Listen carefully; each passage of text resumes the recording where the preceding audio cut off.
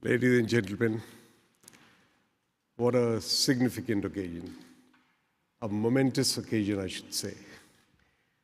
A great honor to have on the dais Honorable Justice N.V. Ramanna, the Honorable Chief Justice of India, Mr. Kiran Rijiju, the Honorable Law and Justice Minister of India. Equally delighted to have amongst us on the dais is the host of this grand event, the Right Honorable Lord Mayor Vincent Kevaney. Adding to this honor is Mr. Sujit Ghosh, the Acting High Commissioner of the Indian High Commission.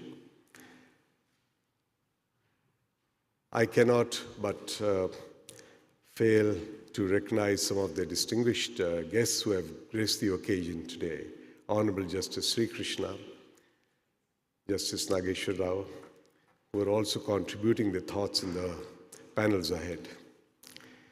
Ladies and gentlemen, please join me in giving them a thumping welcome to the dignity in the dais of the dais.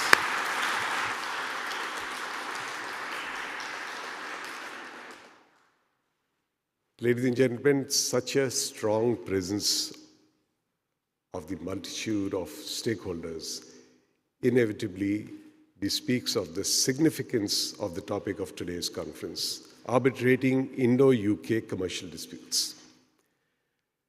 The Indian government's fundamental ethos in the 21st century is geared towards growth, sustainability, and innovation, with immense focus on increasing the ease of doing business, liberalization of trade and investment norms, and above all, creating an atmosphere of reform. The country is presently on the cusp of change. Above all, measured in this direction is the commitment to strengthen our partnerships with compatible nations for mutually beneficial economic relationships. It is in this effort that the government is actively working to finalize several free trade agreements, including with the UK. The Indo-UK partnership is not a new development. India and UK have shared a historical relationship of many decades, both politically and culturally. Economic trade and investment relations between the two countries are thriving, with trade at $17.47 billion US dollars, and investment flow from UK to India at $31.90 billion US dollars in the past decade. The proposed FTA is expected to help double the bilateral trade by 2030. In this environment, commercial disputes are bound to arise, which would require expeditious and amicable resolution.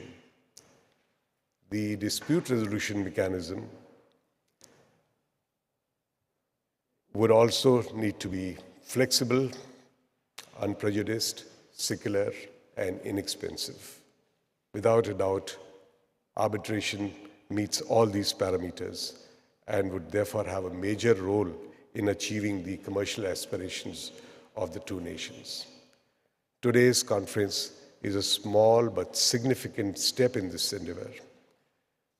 Before we invite the distinguished speakers to share their vision on the topic, I request Mr. Khetan, President, IC and Senior Partner, Khetan & Company, to deliver his formal welcome address.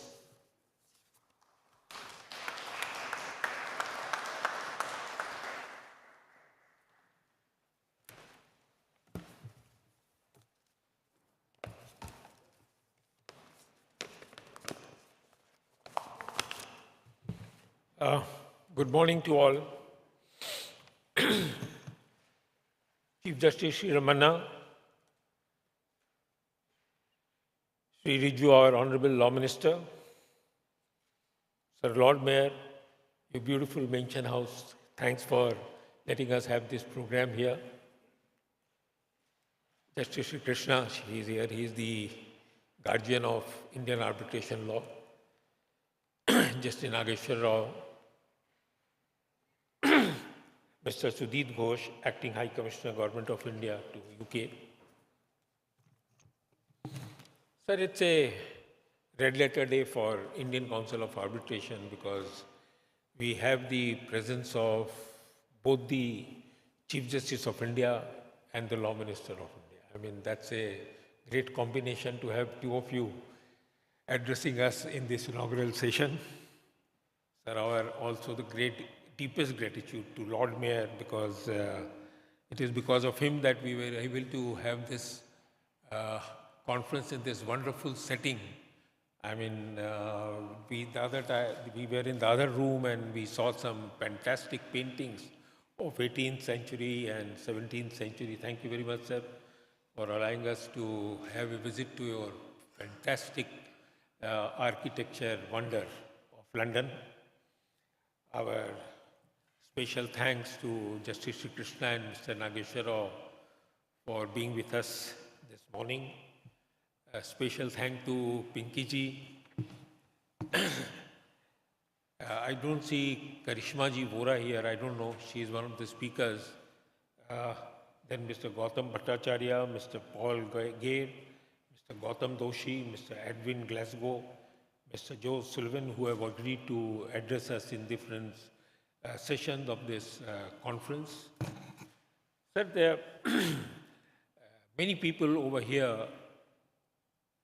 must be attending our first international conference in London because this is the first time we are holding, the Indian Council of Arbitration is holding a conference in London. So I thought that I must apprise you all what this Indian Council of Arbitration is all about. Sir, this institute was established in 1965. It is one of the oldest arbitral institutions in India. It was established by the Government of India in conjunction with FICCI and another trade body. And we have over 5,000 members and mostly lawyers and technocrats, engineers, experts in marine law, judges, I mean, vast variety of people who are members of Indian Council of Arbitration, including expert arbitrators. The institute was basically established to promote arbitration in India. And we have an affiliation with 47 countries around the world, and we have 11 centers in India. So therefore, it's a pan-India body. We can take up an arbitration at any part of India with 2,500 expert arbitrators. So I thought it was necessary that I apprise you about what Indian Council is all arbitration is all about. Sir, we wanted to go international. And with that view, we had our first international conference. In fact, to commemorate our Golden Jubilee, we had our first international conference. And this conference, and after that, we had 3 other international conferences, which were all addressed by the Chief Justice of India, including the judges of the Supreme Court of India, lawyers from different parts of the world. And the last of our international conference, as I said, that we wanted to go international. So during Expo, Dubai Expo, in just 3 months back, in month of March, we held our 4th international conference, and we had the august presence of our Honorable Chief Justice there. We had the presence of Justice Nageshwar Rao there. We had the presence of Justice Hema Kohli there. Then we had virtually the presence of Justice Chandrachud, all judges of the Supreme Court of India. So the basic idea was to take Indian Council of Arbitration outside the shore of India. And I want to make some quotations, which the Honorable Chief Justice of India made and which the Honorable Law Minister made in relation to the arbitration scenario of India. That was very essential, I thought. So in our international conference in Dubai, which was held in March this year, he said that the Indian courts are known for their pro-arbitration stance, and the courts in India assist and promote arbitration. This is what, sir, you said when you were in Dubai. And there's a very interesting statement which he recently made, absolutely outstanding statement. He said that in this era of instant noodle, you expect instant justice. That's a great statement, sir. He made another very interesting statement coming from the Chief Justice of India, saying that the speedy justice is imperative for functioning of healthy democracy. Thank you very much for this outstanding statement, sir. And recently, 2 weeks back, normally I keep on all his cuttings. He is there in newspaper every day, speaking on various facets, not only in law, but on all spheres of life, social life, judiciary, economy. In fact, he speaks on various subjects. So in one of the recent conference which he held in Germany, in Dortmund, and just 2 weeks back, sir, you said that you can trust Indian judiciary for its absolute independence and its inherent constitutional strength to treat all parties equally and equitably. That's a statement, sir, which you recently made in Germany. And our Honorable Law Minister, I must thank him, because this was at the suggestion of our Chief Justice of India that he agreed to set up the Judicial Infrastructure Development Authority. So thank you very much, sir, for setting up this authority. Our Law Minister, in one of the conferences in Noida, he again made a very interesting statement.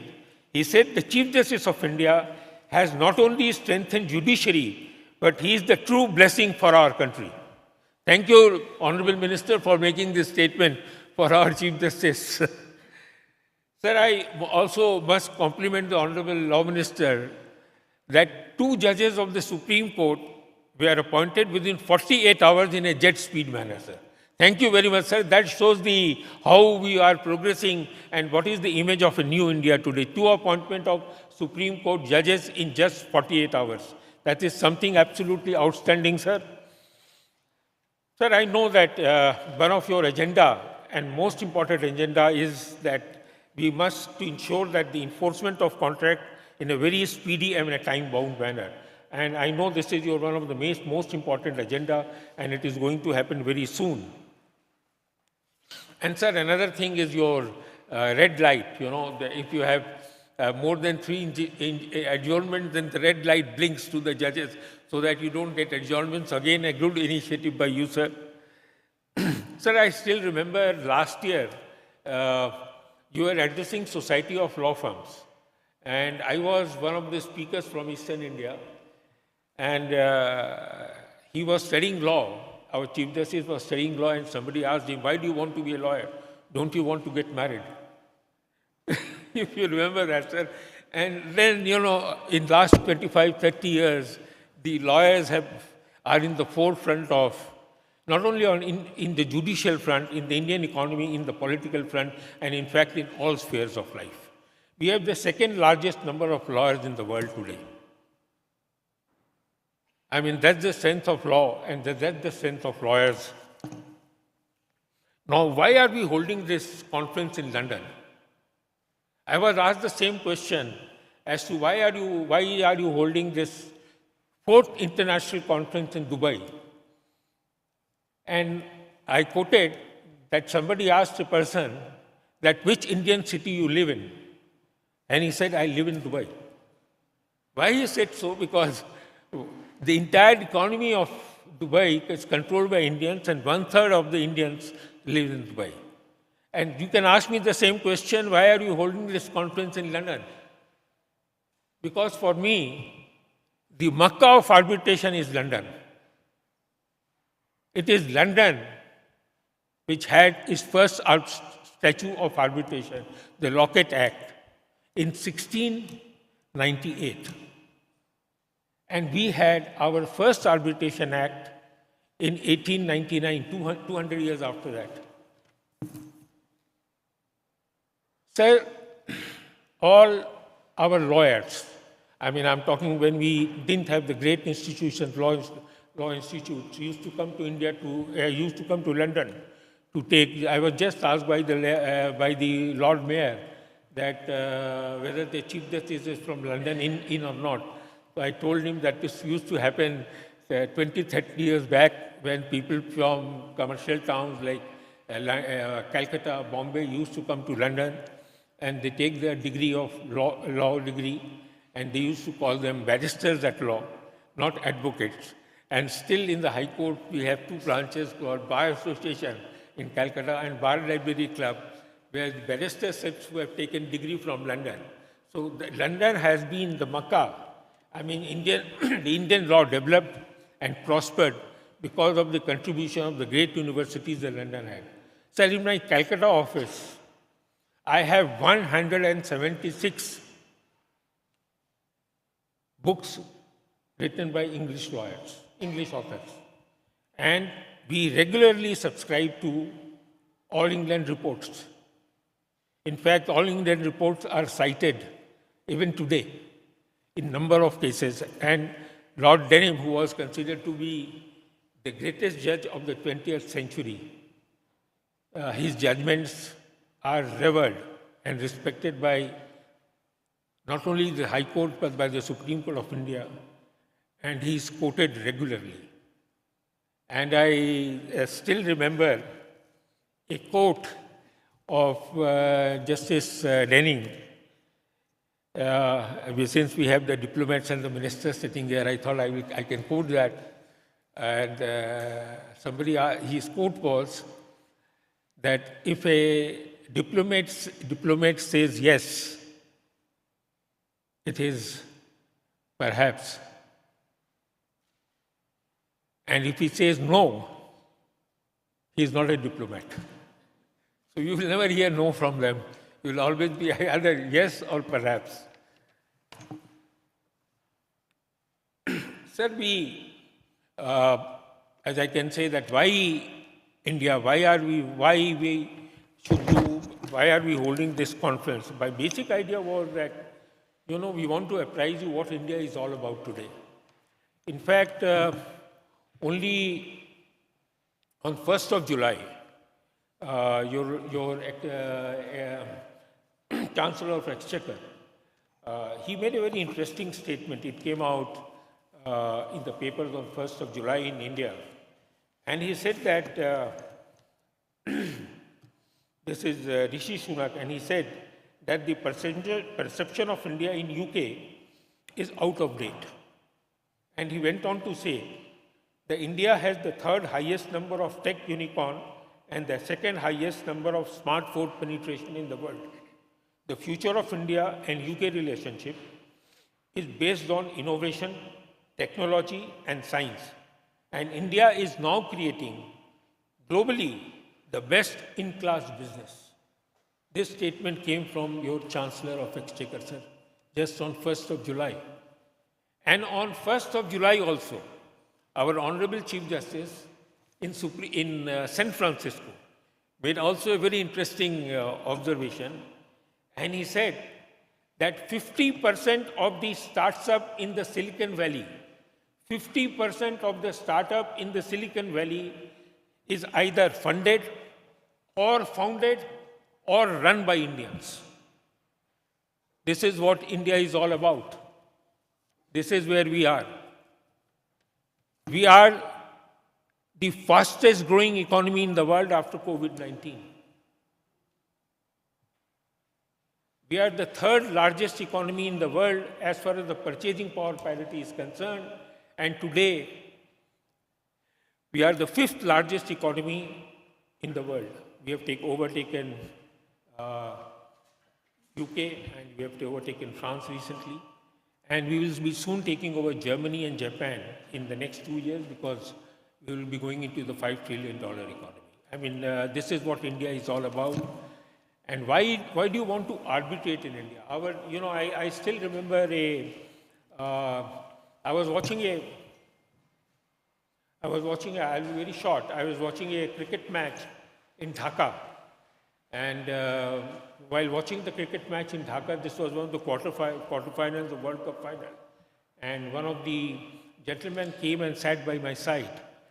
And he said, I'm a lawyer from Pakistan, and he was with his son. And then we started talking. And then he told me that, Mr. Khaitan, we regularly subscribe to the Indian law reports, the SCC, the AIR, and we regularly cite in Pakistani court. That means you can understand how developed our law has become, thanks to the Supreme Court, judges of the Supreme Court. I personally, we work, we send our judgments to many parts of the world when a point of law is to be discussed. Since I've been given this short note that, I have to conclude early, so I will just say that I remember Mr. Lenin once said that nothing happens in decade, but many things can happen within short time. And this is what has happened with India, and this is what is happening in India. I can say with a lot of pride, before I depart, that I must acknowledge that my evolution as a lawyer was greatly influenced by reading law written by the English authors and the judgments of Supreme Court and judgments of English Court. Finally, I take this opportunity to thank the media, to thank the Secretariat of ICA, FICCI, our Lord Mayor, Mr. Chawla, and the High Commission for arranging this conference. Thank you very much. Thanks a lot.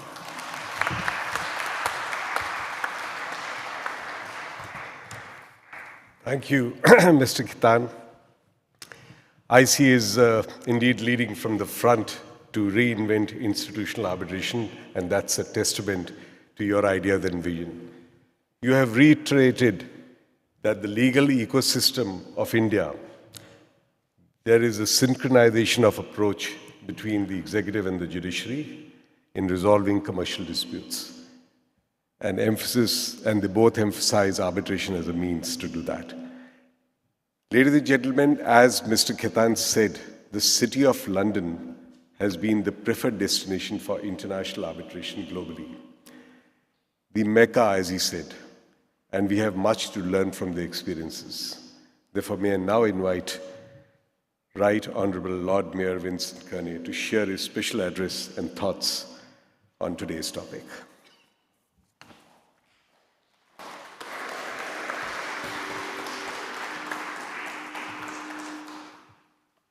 Honourable Chief Justice, Honourable Minister, ladies and gentlemen, it's a real pleasure to be with you here today. For those of you who don't know me, I am Vincent Keaveney, the 693rd Lord Mayor of the City of London, and I'm delighted to host this wonderful conference here in Mansion House, my home and my office during my term as Lord Mayor.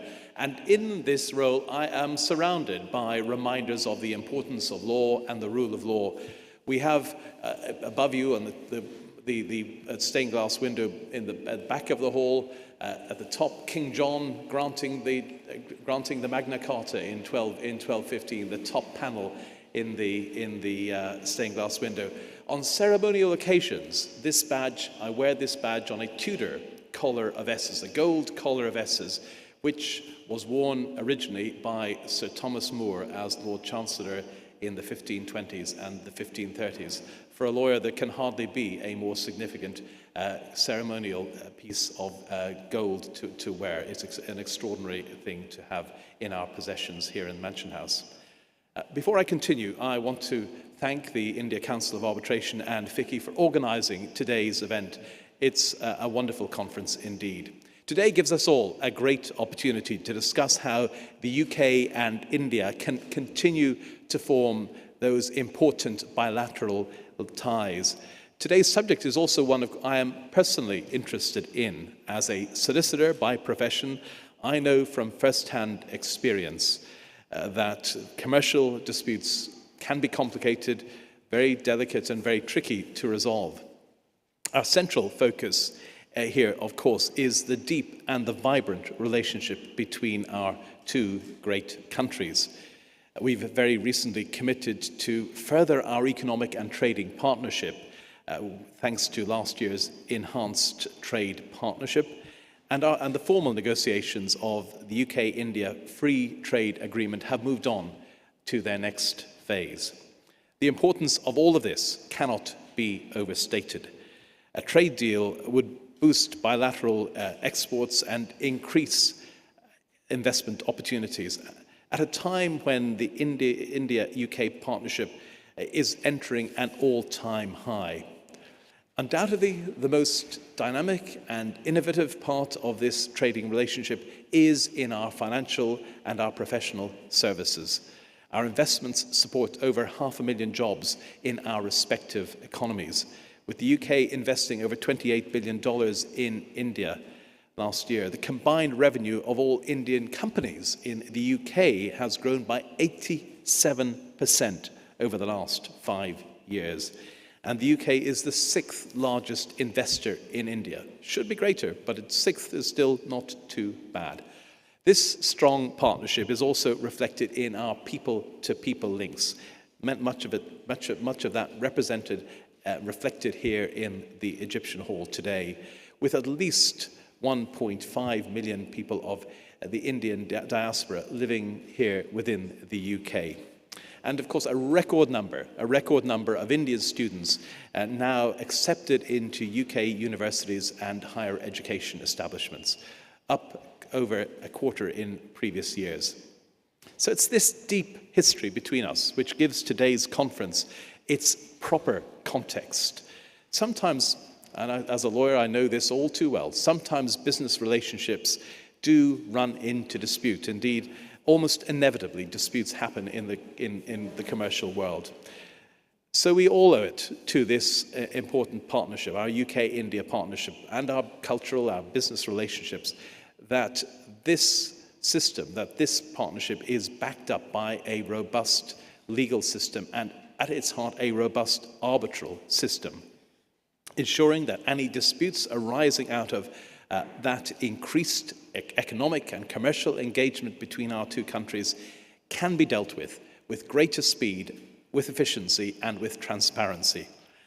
And I would say, of course, that we're in the right place to talk about this, to talk about arbitration. According to the most recent International Arbitration Survey, London is first in the Global League table of international arbitral seats. And we've heard Mr. Kaitan's remarks a moment ago explaining a little bit why that is the case.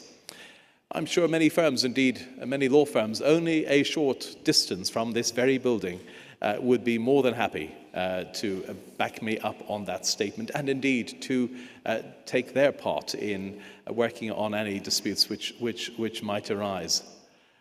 Ladies and gentlemen, I hope that this conference allows that ever closer partnership between India and the UK to flourish, and that it provides a platform for all of you to share your knowledge, the great knowledge that's in the room today, your experiences and your expertise together, and that by working together we can provide reliable and efficient opportunities for parties in dispute to resolve those disputes by arbitration. I hope that you have a fruitful and worthwhile discussion here today at the conference. I have to apologize. I have another event in Guildhall to which I now need to go directly, but I know that this will be a very good day, a very useful day for you all, and I wish you a very useful and worthwhile conference. And thank you very much for giving me the opportunity to speak here this morning. Thank you all.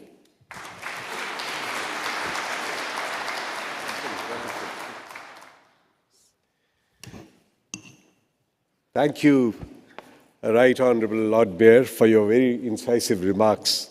Your emphasis on the strong partnership between India and UK, which calls for a robust legal system, has been well appreciated. Ladies and gentlemen, the diplomatic community plays a very powerful role in bridging the practice and cultures of nations, as well as bringing them onto platforms which allow trade and investment across boundaries. Their insight will be indispensable to setting up seamless arbitration mechanisms. Mr. Sujit Ghosh, Acting High Commissioner of India to UK, will thus be the best person to convey the dynamics of Indo-UK commercial ties. Mr. Ghosh.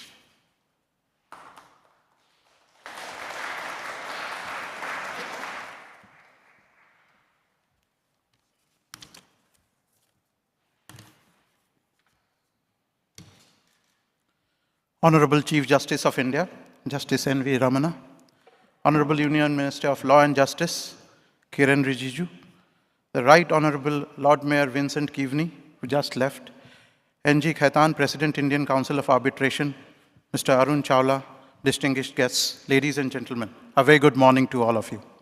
I feel privileged to be part of this conference on the pertinent theme of arbitration and commercial disputes, which is taking place at an important moment in the context of India-UK bilateral relations. India and the UK are celebrating 75 years of establishment of diplomatic relations this year. Our relations are based on a shared and deep commitment to democracy, pluralism, and rules-based international order. India-UK relations are in a state of high growth trajectory. In May 2021, Prime Minister Shri Narendra Modi and Prime Minister Mr. Boris Johnson launched an ambitious Roadmap 2030 to elevate bilateral ties to a comprehensive strategic partnership and to pave the way for a deeper and stronger engagement over the next 10 years in the 5 key areas of people-to-people contacts, trade and economy, defense and security, climate action, and health. Prime Minister Johnson's visit earlier this year to India added impetus to our comprehensive strategic partnership. As some of the previous speakers mentioned, currently negotiating teams from India and the UK are preparing for the 5th round of FTA negotiations, which both sides hope to conclude in the next few months. A FTA between India and the UK is expected to boost our economic partnership and create new economic opportunities for both sides. The bilateral trade in goods and services in 2021 was close to £24 billion. It is expected to grow several folds with the conclusion of the FTA. UK is presently India's 6th largest FDI investor. But more importantly, India is the 2nd largest investor in the UK, going by 2020-21 data. Indian companies invested in 99 projects and created more than 4,500 jobs in the UK in the last year itself. There are over 65,000 companies owned by the Indian diaspora in UK. These figures are expected to grow by leaps and bounds in the coming year. Given this context, arbitration could serve as an important catalyst for the development of bilateral trade and commerce. India is attempting to position itself as an important center for arbitration in the coming years, given India's rapid economic growth, inflow and outflow of foreign investments, and ever-growing integration with the global economy. India is making an effort to emerge as an arbitration-friendly center at par with leading centers of arbitration in the world. India has already developed a vibrant and robust arbitration community. Commercial arbitration assumes great significance in the 21st century as a method of settling commercial disputes.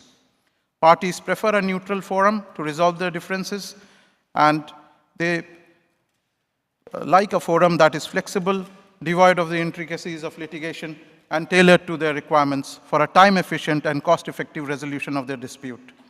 It is thus an important factor contributing to ease of doing business. I look forward to several important takeaways from this conference and wish the conference all success. And I would also like to place on record our thanks to FICCI and to the City of London for making this conference happen. Namaskar and thank you.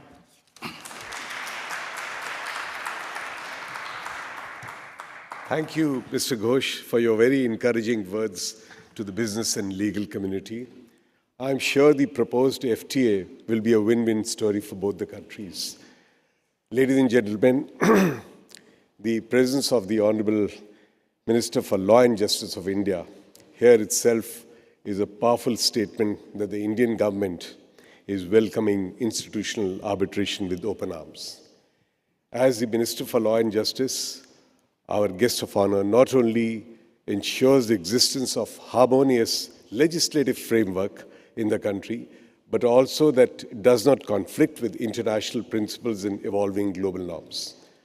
The Law Ministry has been instrumental in bringing about sweeping changes in the arbitration laws of India to synchronize them with the changing demands of the globalized economy. Inevitably, all these changes have brought about a culture of arbitration in the country. Mr. Kiran Rijiju, Honorable Minister for Law and Justice, we are fortunate to have you here with us today. May I request you to share your views to make your very special keynote address.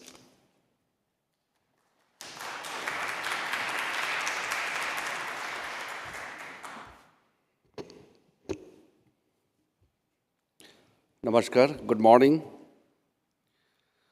Honorable Mr. Justice N.V. Ramanaji, the Chief Justice of India, Sri Sujit Ghosh, the Acting High Commissioner of India to UK, Arun Chawlaji, Director General of the Federation of Indian Chambers of Commerce and Industry and Advisor, ICA, Sri N.G. Khaitanji, President, Indian Council of Arbitration, Mrs. Geeta Luthra, Vice President, ICA, Justice Sri Krishna ji, Justice Nageswar Rao ji, ladies and gentlemen. First of all, I would like to thank the Indian Council of Arbitration, duly supported by the Federation of Indian Chambers of Commerce, for inviting me to address this eminent congregation. My special thanks to Honorable Chief Justice, who ensured that I should come here and join him and to meet the lovely audience here in this beautiful location. We all know the Indian Council of Arbitration provides world-class arbitration at its facilities in very cost-effective manner and has been a leading arbitral institution at the forefront of supporting institutional arbitration in India.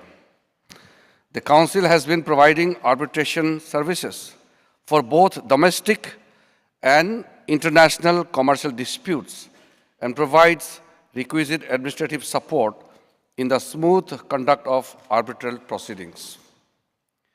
The Federation of Indian Chambers of Commerce and Industry, of which ICA is a part of, is a body representing the corporates and the industry in India.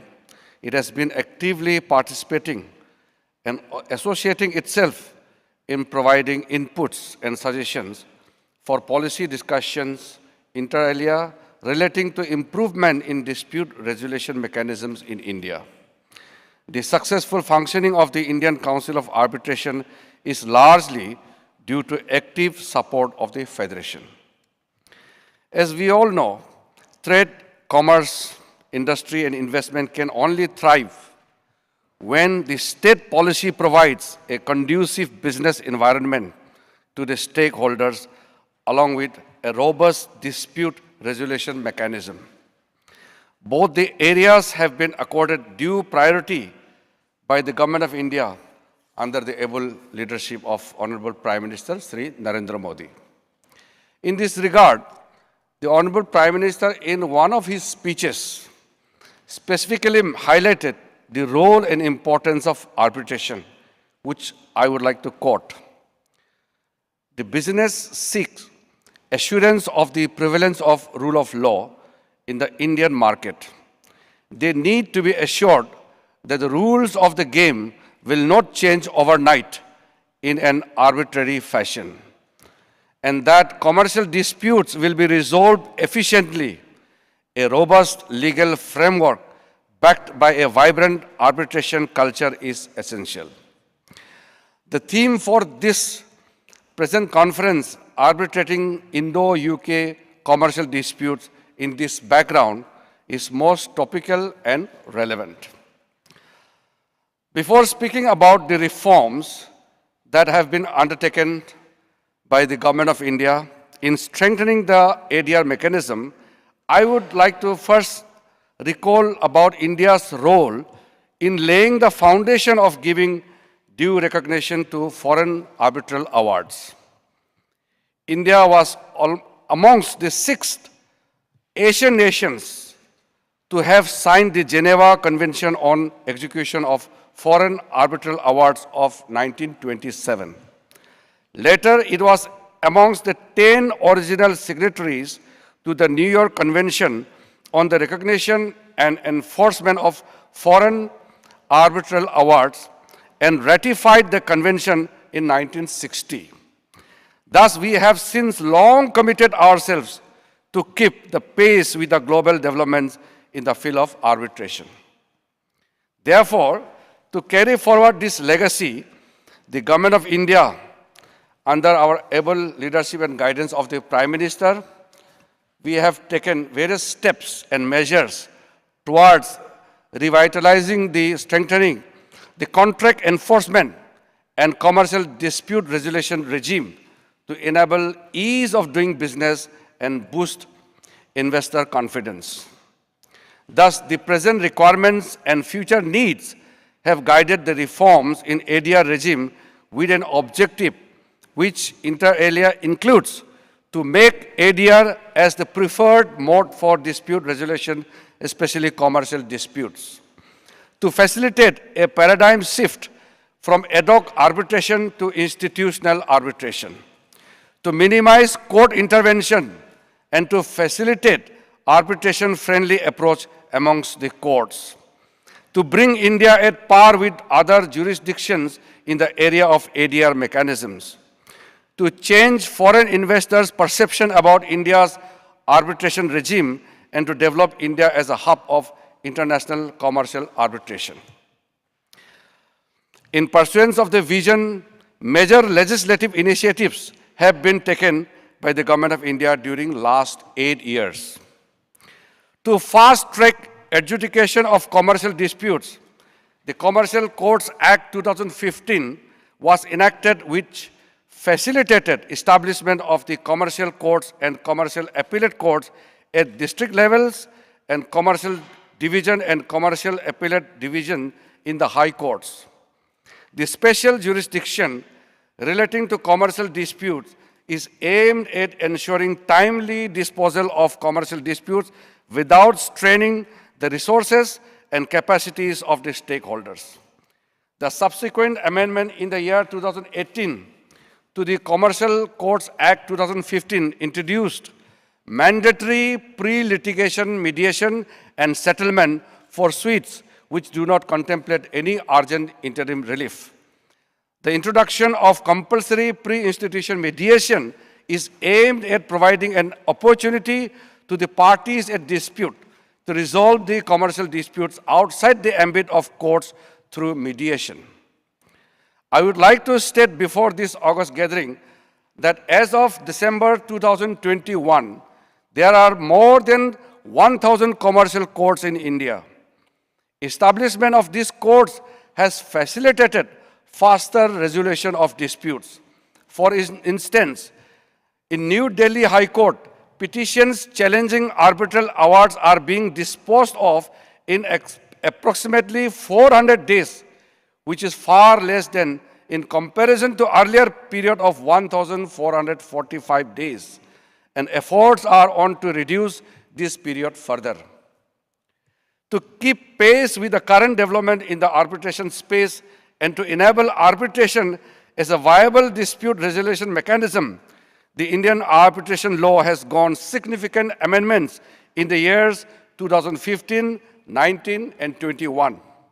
The changes in law signal a paradigm shift for ensuring timely conclusion of arbitration proceedings, minimizing judicial interventions in the arbitral process, and enforcement of arbitral awards.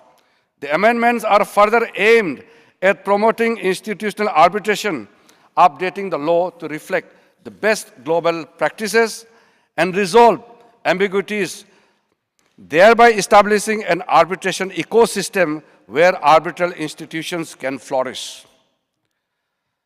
There are many significant amendments which we have introduced, but I will not require to get into all these details. Most of those points I think you are well aware of. The Indian courts have several occasions highlighted the importance of ADR and their pro-arbitration stand. Mr. Khaitan had mentioned about this matter. In the presence of our Honorable Chief Justice Ramanaji, I would like to take this opportunity also to enforce and to tell that Indian judiciary is playing a pivotal role in promoting ADR mechanisms, particularly arbitration and mechanism. The courts in India have consistently adopted arbitration-friendly approach. Recently, the Supreme Court of India paved the way for enforcement of emergency arbitral awards in India, seated arbitrations in the Amazon Future Group case. Thus, the Indian judiciary has always been proactive in promotion of ADR mechanism, and this has strengthened the confidence of the stakeholders. India has a number of arbitral institutions, and there is space for many more. In this endeavor to establish a world-class arbitration institute, Government of India has proposed setting up the New Delhi International Arbitration Center, which will come up very shortly. And the Honorable Chief Justice and myself, we are in touch, and we will ensure that this full body comes up shortly when I return back to Delhi. The center will be equipped with necessary infrastructure and professional management, offering quality legal and administrative expertise, and impanel reputed arbitrators for conduct of arbitration under its aegis. The IAC is to be an independent and autonomous body facilitating institutional arbitration in India, and will also be an institute of national importance. NDIAC is set to compete with the leading arbitral institutes like Singapore International Arbitration Center, London Court of International Arbitration, and will hopefully attract the best arbitrators to be on its panel and become a major arbitration hub. Besides, NDIAC will work for setting up of an arbitration academy to train arbitrators in India who would be at par with expected global standards. Promote studies in the field of alternative dispute resolution and related matters, and to suggest reforms in the process of settlement of disputes. Cooperate with other bodies, institutions, and organizations, national or international, in the area of alternative dispute resolution. You all know how we are committed to the ADR. The ADR mechanism of conciliation and mediations are more informal and party-centric modes of dispute resolution. In this regard, mediation has high potential in achieving amicable settlement of a variety of disputes, including family disputes. As we understand, mediation is more informal and facilitates negotiations between the disputant parties, which may culminate in a settlement. Mediation thus allows parties to look beyond a culture of adversarial litigation and offers a win-win outcome for all the parties. Mediation and conciliation find references in various statutes in India, but there is no stand-alone law dealing with the mediation as a viable mode of alternative dispute resolution. To have a consolidated law on mediation, the Government of India has introduced the Mediation Bill 2021 in the Parliament in December last year, and the same is expected to be passed soon. I know Indian Parliament is very noisy, sometimes it's difficult, but I can give you my full assurance that in the coming monsoon session, which is starting from 18th of this month, I will push it and make it successful so that we can get the fruits of the stand-alone mediation bill in India. I firmly believe the mediation law will prove to be a pivotal reform towards providing comprehensive recognition to mediation and enabling the growth of a culture of amicable settlement of disputes out of the court. There are many points which I will skip because I will leave some enough space for Honorable Chief Justice to come on that. But besides the above mentioned reforms in the field of dispute resolution, there are various reforms have been undertaken by the Government of India to improve the related business regulatory environment in the country. The focus of these reforms has been on streamlining the existing regulations and processes and eliminating unnecessary requirements and procedures. An exercise is also undertaken to reduce compliance burden for improving overall business regulatory environment in the country. The objective of this exercise is to improve ease of doing business and ease of living and make government to business and citizen interface hassle-free. Let me also inform you, we have already removed more than 1,400 obsolete laws in India. Some of the laws are during the British regime time, and it was not necessary at all. And very smoothly, silently, we have removed those laws. And we are in a very active consideration to remove many such laws which should not remain in statutes anymore.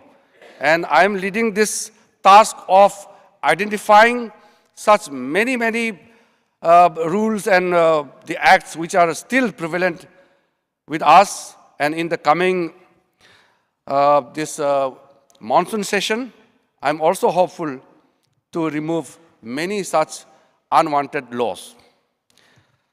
Let me also take opportunity to remind ourselves, India is celebrating Azadi Ka Amrit Mahotsav, 75 years of India's independence, where we have reached, where we have culminated ourselves into. We need to revisit, assess ourselves. Prime Minister of India has fully committed that we must create an Atmanirbhar Bharat, an India which is completely, totally self-reliant. Although we will be working with the global community, but we should be self-sufficient, self-reliant. Thus, the Government of India has made great progress in areas of development and governance at domestic level, and it has marked an encouraging cooperation amongst countries at the global level also. Let me also inform you, many countries have come to India to study the success story which we have achieved in the last 8 years.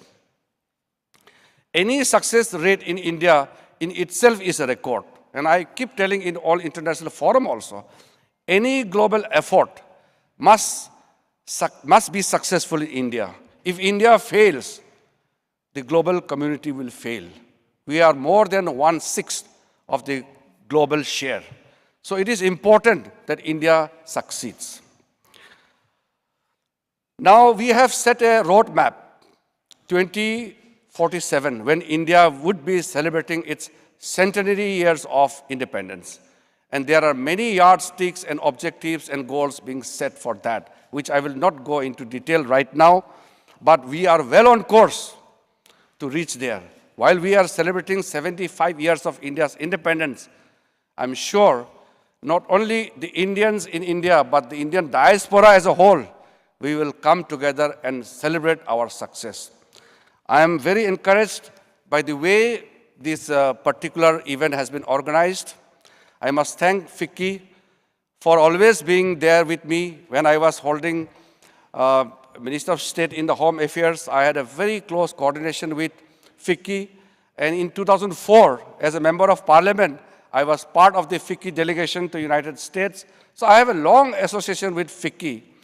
And especially this time, as the Minister for Law and Justice, I have certain obligations to ensure that all the objectives which you would be coming out and you would be churning out of this conference, please share with me a copy of whatever you recommend, whatever you would like Government of India to do.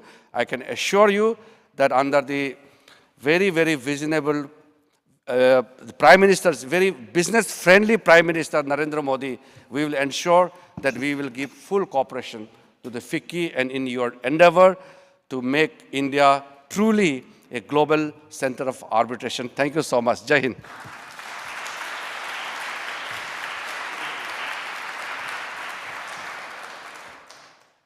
Thank you, Honorable Minister, for providing unflinching support to the institutional arbitration community.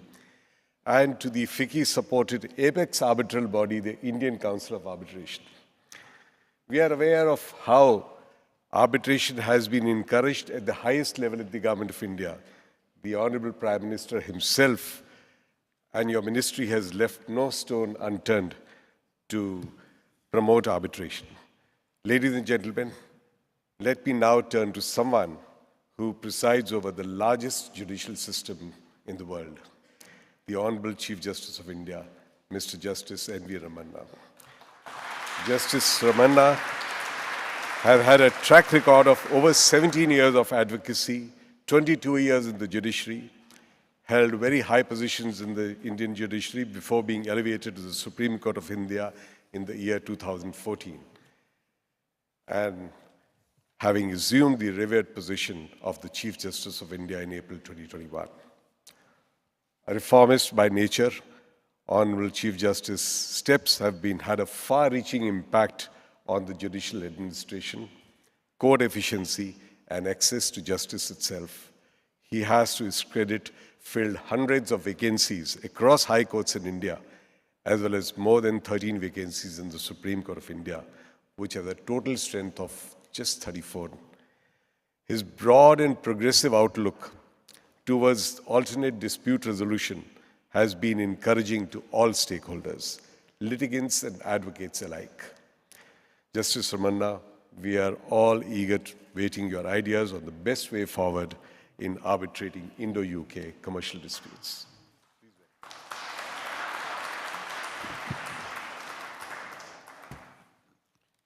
Good morning, namaskar.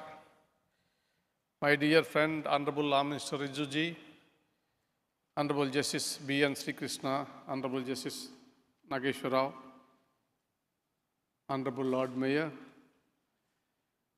Mr. Sujit Ghosh, Acting High Commissioner of India, Sri N.G. Kaitan, President ICA, Sri Arun Chawla, Director General FICCI and Advisor to ICA, Madam Geeta Luthra, Senior Advocate and Vice President ICA, Senior Advocates, Solicitors, and other distinguished guests, media friends, ladies and gentlemen.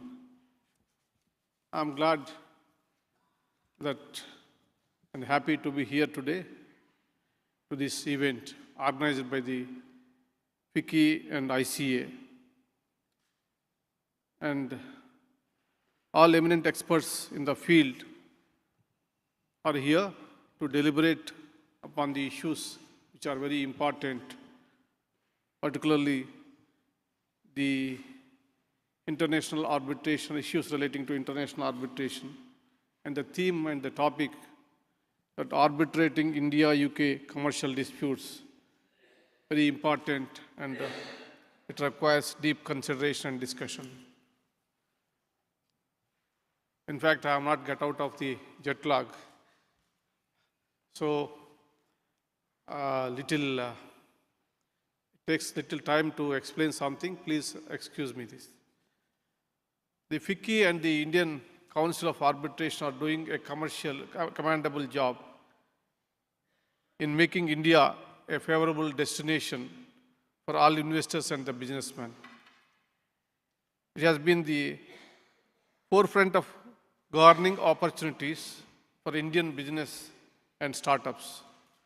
Similarly, the Indian Council of Arbitration is one of the leading arbitral institutions in South Asia and is dedicated to the cause of quick and inexpensive justice. London has the financial hub of the world, whether finance, insurance, stocks, or trade. The sports city is the gateway, where the east and west converge. Its ideal location situated between two time zones and the global appeal of the English language has boosted London's dominance in the commercial world. Undeniably, other important aspects behind London's consistent position are its progressive policies, the presence of best of legal minds, and leading dispute resolution centers. With increasing trade and commerce there was a rise in the number of established arbitration centers in London.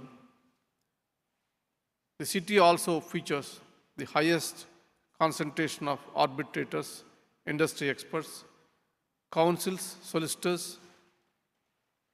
Apart from the aforesaid factors, the robust arbitration legislation and impartial and supportive court systems have reinforced London's position as one of the most popular seats for international arbitration. The historic trade and commercial ties between the United Kingdom and India needs no reiteration. Presently, India stands the UK's important trading partner. The recent India-UK Free Trade Agreement will pave a new path for future investments. It is projected that the FTA could strengthen the business relations between the two nations further. India is rated one of the fastest growing economies. In trade and business, as in any other facet of human relations, differences of opinions and conflicts are bound to occur. To achieve the title of an investor-friendly destination, India needed to establish and strengthen an efficacious mechanism to address these issues and ensure that the business continues to operate without much hassle. This is where alternative dispute resolution and particularly arbitration plays a significant role. Arbitration is the best suited dispute resolution mechanisms for the commercial world. It is an effective alternative to the traditional litigation and is regulated primarily by the terms previously agreed upon by the parties themselves. The process is consensual, confidential, and the result is its binding. The parties have the freedom to choose not only the procedure and the laws that governs the transaction, but also have the freedom to choose their own arbitrators and domain experts. This choice provides parties with a sense of neutrality and fairness in the process. Although arbitration is not new to India, I must admit that it is still a domain which is evolving with the changing needs of the time. As you all are aware, the legal regime was introduced first in 1940, and keeping in view of the increasing cross-border transactions and disputes arising thereof, India adopted institutional model and enacted 1996 Arbitration Act, Conciliation Act. One of the important pursuits of the drafters was to achieve a cost-effective and quick mechanisms for the settlement of disputes with minimum intervention of courts in the process of arbitration. However, our experience with the Act indicated the existence of certain practical issues in achieving the aforesaid objectives. The Parliament amended the Act in 96 Act in 2015, 2019, and 2021. The main objective was to streamline the dispute resolution process by fixing strict timelines and reducing judicial interference. The much appreciated changes were introduced in the form of no automatic stay of arbitral award upon challenging to award, recognition of emergency awards, and shift to institutional arbitration. It can be safely concluded that the growth of the Indian arbitration scenario has been very responsive to global trends and demands. One important issue that which we often encounter is that of enforcement. An award resulting from an international commercial arbitration is enforced according to international treaties and conventions. Enforcement of foreign award in India is governed by Part 2 of the Indian Arbitration Act. In India, the courts are pro-arbitration. From the reference stage to enforcement, the courts are fostering an environment where arbitral institutions and the autonomy of the arbitrator is respected. The United Kingdom is one of the reciprocating countries under Section 44A of the CPC in India, wherein the decree passed by courts in England are enforceable as a decree passed by Indian courts. apart from ease of enforcement. Another advantage of choosing India as a favored investment destination is the judicial system. Both the legal systems in India and the United Kingdom are known for giving paramount importance to the rule of law. Both the nations share a similar legal culture, where courts are known and respected as independent institutions. Apart from this, the investors would be entering into a common familiar legal field as both nations follow the common law system. Laws on important issues are often convergent between both nations. An issue has been affecting court systems across the world relates to the fact that decisions within the regular courts take a long time. There is no denying the pendency of cases is a major issue in India. Reasons for this include growth of Indian economy, population, raising awareness about rights, etc. In the absence of infrastructure and sufficient number of judges commensurate with the increasing workload, the problem is intensifying. This is why I have been strongly advocating for transforming and upgrading the judicial infrastructure in India, as well as filling up of the judicial vacancies and augmenting the strength. After I assumed the office of the Chief Justice, in addition to the filling up of 11 vacancies in the Supreme Court, the Collegia could secure appointment of 163 judges to various high courts. 23 more recommendations are pending with the government.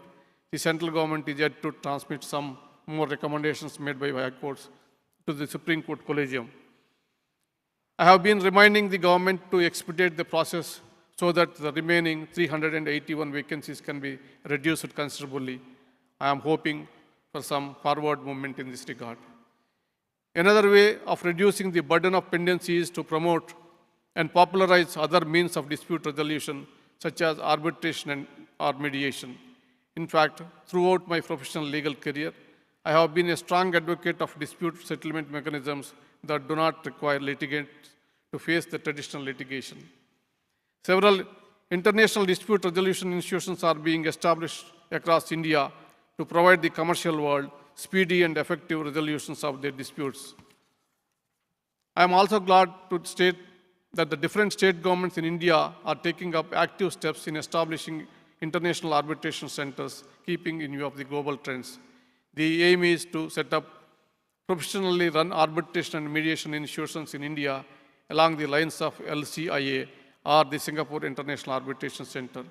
This is in line with the recommendations made by the Sri Krishna Committee to the Government of India in 2017. Ultimately, the presence of modern infrastructure with a global outlook will attract both domestic and foreign parties to seek resolution of their disputes. The increasing emphasis on establishing modern international arbitration center is understandably considering the benefits of institutional arbitration. Can I get water or glass of water? The pre-established rules and framework give parties much needed certainty and transparency. Thank you.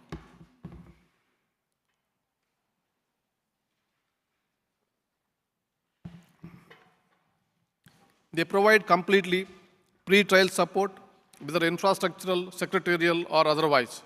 This helps the parties to go through the entire resolution process without any hassle. An eminent arbitration institution also provides a guarantee for being in esteemed panelists and arbitrators from across the globe with rich and diverse experiences and knowledge. The choice of an arbitrator is very crucial. An arbitrator with the requisite expertise, experience, and practical understanding can bring a big difference in the process. The arbitrators must understand the consequences of their decisions. Without such an understanding, the arbitral process and the outcome will be unsatisfactory for the parties involved. The presence of international arbitration centers will not only boost India's global position as an investor-friendly nation, but also will facilitate the growth of robust legal practice. It will provide a fresh avenue for young lawyers to indulge in the practice of international commercial law. Personally, I think it is an era of institutional arbitration and mediation in India. To catch up to the developed world, world-class arbitration and mediation centers needed to set up and promoted. Individual arbitrators and mediators would have an opportunity to support and develop these institutions while also becoming empaneled. Experienced arbitrators and mediators can use their knowledge and experience to make these institutions world-class. Keeping the big picture in mind, I have taken an initiative to set up an International Arbitration and Mediation Center in Hyderabad. I am happy to note that the Government of India has proposed to set up another one in the state of Gujarat. As these centers are new and upcoming, there is a lot to be learned and shared from the success stories of arbitration in London. Conferences such as the present one provide us the unique opportunities to discuss pertinent issues and roadblocks with the stakeholders to come up with appropriate solutions. We can learn from each other's experience. Today, we have eminent panelists discussing two important aspects of arbitration, MEDAR and recent trends in shareholders and merger and acquisition disputes. These days, most arbitration clauses in commercial contracts have a multi-tiered approach, where the first attempt is to resolve the disputes between the parties through mediation or negotiation. The MEDAR system proposes certain advantages. Primarily, the hope is that parties would be able to successfully enter into a negotiated agreement as there exists the threat of the third party, that is the arbitrator, entering and imposing a binding decision which may not be to their benefit. However, an issue that needs to be discussed and deliberated upon is the enforceability of such negotiated settlements and how to ensure that parties follow the same. I am sure the panelists here today will pay some attention to this pressing issue. Coming to the next session, involving recent trends in the shareholders and merger and acquisition disputes.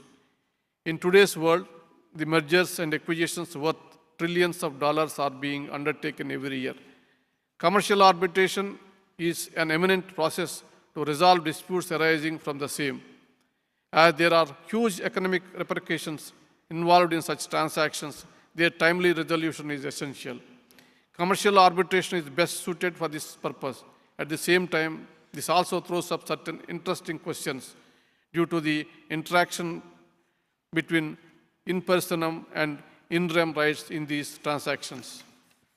Arbitration under the shareholders' agreements might involve issues relating to winding up or oppression and mismanagement, which may affect the rights of a large number of people. Such an issues could raise difficult questions before the courts at the reference stage. So before I conclude, it is time for us to introspect and find ways and means to explore all possibilities to make arbitration an efficient, result-oriented institution. In this context, I would like to make suggestions.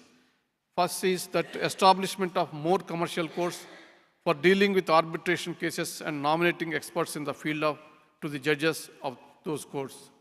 Two, the role of the court in arbitration process must be supervisory. We should not cross the fine line between assistance and interference. Three, there are some specialized institutions like Indian Council of Arbitration and the International Center of Alternative Dispute Resolution. We need more such institutions. Institutional arbitration has to be encouraged and streamlined to provide continuous hearings and expeditious awards. Fourth, the most important aspect of the success of arbitral proceedings is the efficacy and efficiency of its award enforcement regime. This is especially true for a country like India, which is the hub of investment. One mechanism to improve enforcement that I have earlier suggested is to constitute a special authority by the state which could assess an investment contract prior to its execution. A contract which went through such a prior assessment would be presumed by courts to be in line with the public policy of the state, thereby ensuring a more expeditious execution. This is just a suggestion, of course. I request the panelists to discuss and come up with new ideas and possible solutions. This is a vital area which requires greater debate and expert opinion. Another suggestion is that the various institutional arbitration centers functioning across the world may consider forming of a council or confederation.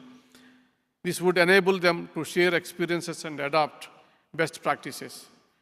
Today, is a brilliant opportunity for the solicitors, arbitrators, and the investors present here. We are fortunate to have a dynamic Union Law Minister, Kiran Rijiju, with us.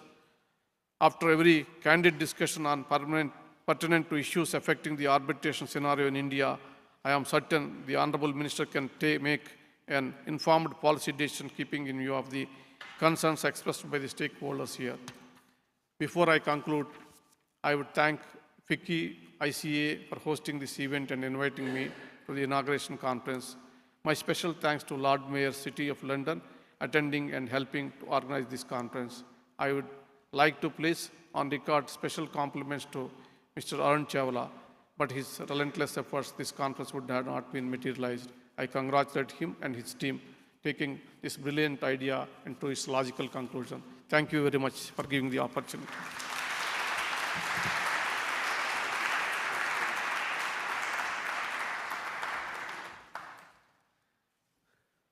Thank you, Honorable Chief, for your appreciation of FICCI and ICA in promoting arbitration. We have taken note of your suggestions and will surely work with all stakeholders to implement them. And let me put it on record, Honorable Chief, this conference would not have taken place but for your personal encouragement. Ladies and gentlemen, it's time to conclude and propose a vote of thanks. May I therefore request Ms. Geeta Luthra, Senior Advocate, Supreme Court of India and Vice President of ICA, to do the honors.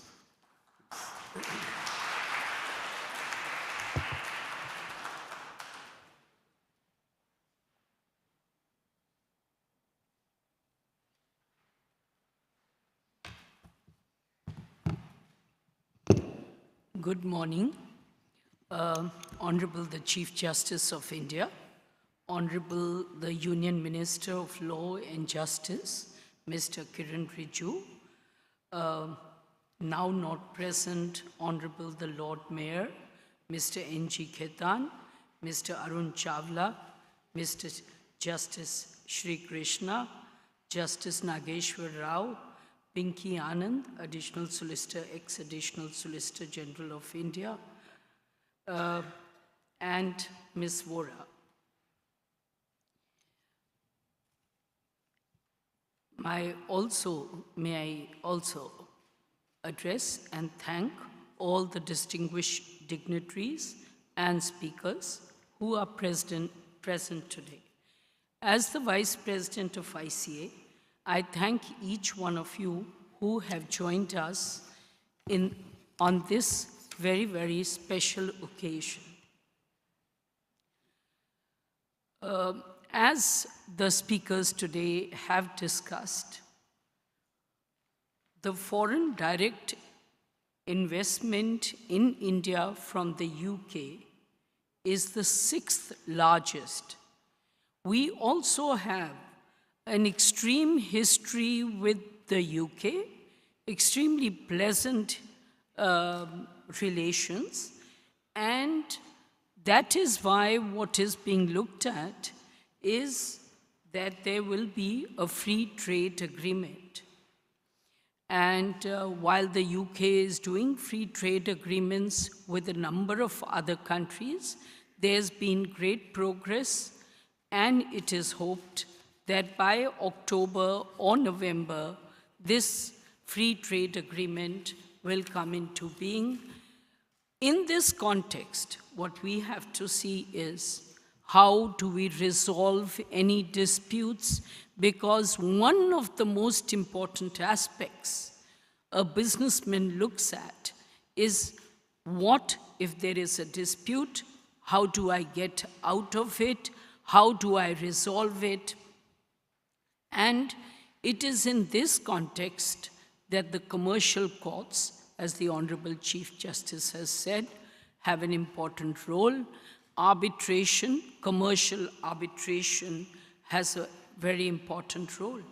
Now, how can we, while the UK has still not amended its 1996 Act, in India, we've had a series of amendments, courtesy the Justice Shri Krishna report, courtesy the Law Commission, we've had a very active arbitration amendment regime. Sometimes it has been criticized that it's one step forward, one step backward. For example, giving timelines, then changing the timelines. But I think what we need most and what is most important, whether we have lawyers, whether we have judges, whether we have other experts as arbitrators, arbitration, the arbitration bar, particularly the commercial arbitration bar, has to be very nuanced and very well versed in commercial matters. And I can say that from experience that sometimes we come across arbitrations where the arbitrators go into the commercial details of the agreement, particularly in mergers and acquisition. Now that should not be done unless there is incomplete disclosure or inaccurate disclosure. The other aspect, and this was discussed, I believe, by the Supreme Court in Mafatlal case, the other aspect which is important is valuation.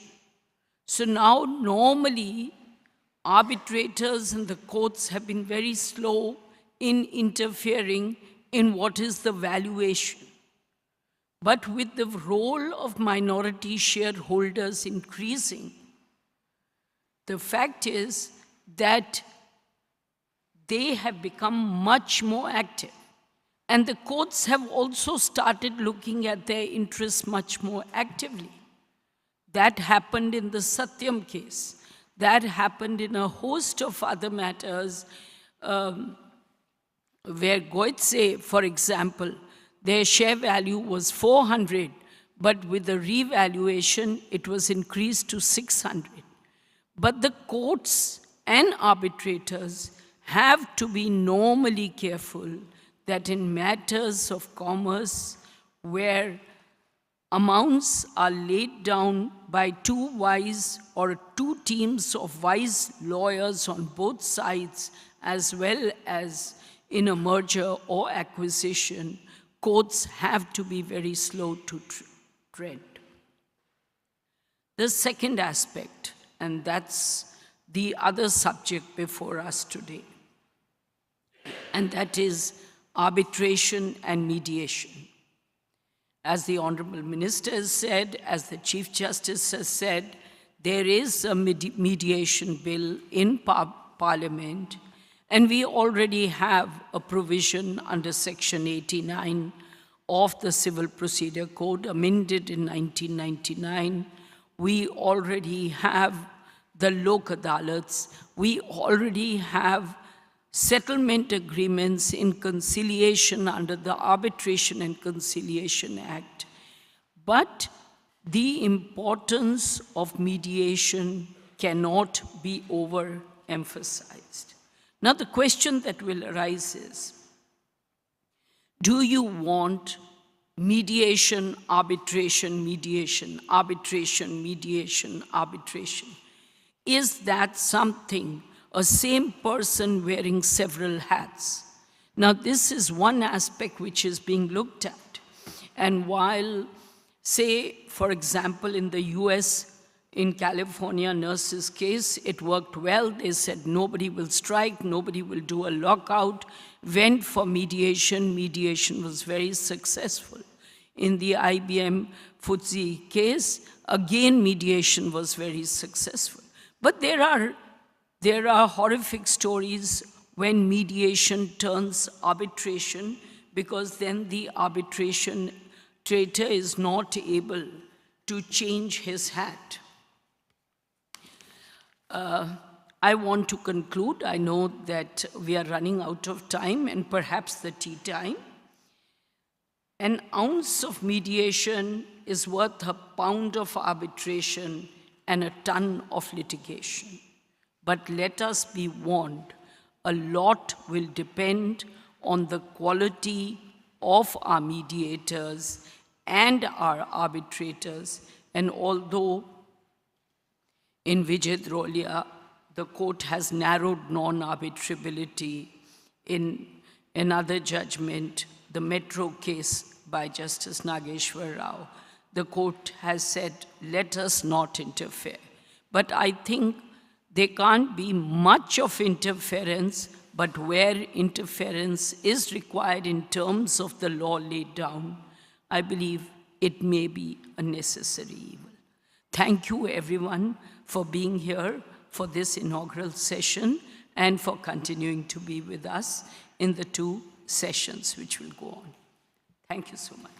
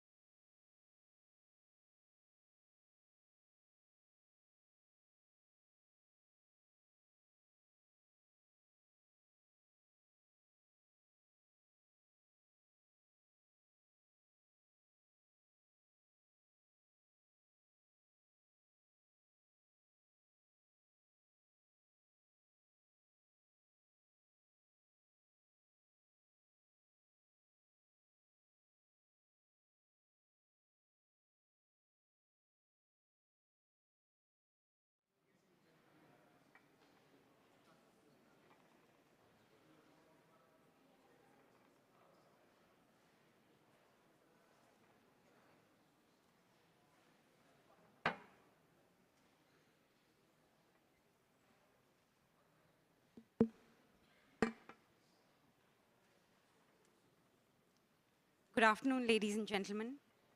Thank you very much for making it here. It was just over 1 month ago when I received a call from FICCI that said this conference needed to be organized within 1 month. And but for anyone staying in London, that is an impossibility, but I was asked to put aside my British hat and put on my Indian hat and put on this show at very short notice. And here we are, we have hundreds online on YouTube watching us, and we have a room full of people. Thank you very much. We also have speakers who have flown in from around the world, so thank you all for making it today. Of course, I would also like to thank Mr. Chawla, who's the Director General of FICCI, without whose enthusiasm this would have been impossible, and Amit Padhi of the Indian Council of Arbitration, and Param Shah, who is FICCI's representative to the Indian High Commission, without whose support, again, the logistics would have been impossible. Every arbitration has a life cycle, and we have representatives on this panel from every phase of the arbitration. Starting with my immediate left, Justice Sri Krishna, who needs no introduction, who brings the arbitrator perspective to this panel. To his left, Gautam Bhattacharya and Paul Gare, both of whom are partners of leading law firms. Gautam, a partner at Reed Smith, and Paul, a partner at TLT in London. And they will bring the law firm perspective. And of course, Mr. Gautam Doshi, we have two Gautams on the panel, who will bring the client perspective to this panel. I will introduce them further as we go along. We've split this panel into three. So we've got, firstly, a topic which is derivative actions versus arbitration, which basically means when there is a shareholder agreement, there tends to be a clause that says, in the event of a dispute, matters will be arbitrated. One party tends to invoke arbitration, but the second party might and often goes to court in their local jurisdiction and says, hang on a minute, this has nothing to do with arbitration. This is all about shareholder disputes or disputes between directors and shareholders of a local company. So can you please, the court, adjudicate this matter? And that is what is a derivative action. It tends to be called oppression and mismanagement in India or unfair prejudice petitions in the UK. There also, therefore, stems two legs of the proceedings, and there is a need for anti-suit injunctions and so on, which we will discuss through the course of the panel. If we may begin with Justice Sri Krishna. Justice Sri Krishna started his career as an advocate 60 years ago in 1962 at the Bombay High Court. His specialization was labor and industrial law before he was elevated and retired as a judge of the Supreme Court of India in 2006. He has since then been a sought-after arbitrator and arbitrates high-value and complex international commercial arbitration. He's also chaired, as we have heard during the plenary, his name taken not once but 3 times, because he has chaired the Committee on Reforming and Arbitration in India and Institutionalizing Arbitration. He's also worked on revamping India's bilateral investment treaty laws, and always keeping up with the times, Justice Sri Krishna has chaired also a committee to usher in data protection laws in India.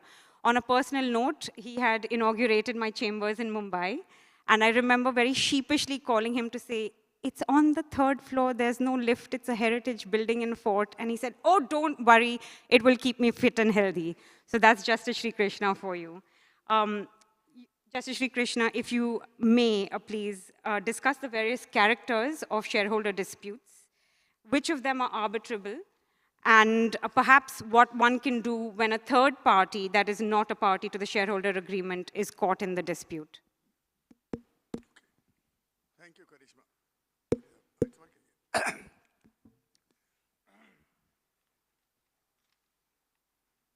The bane of democracy is when people gang up on a poor minority shareholder.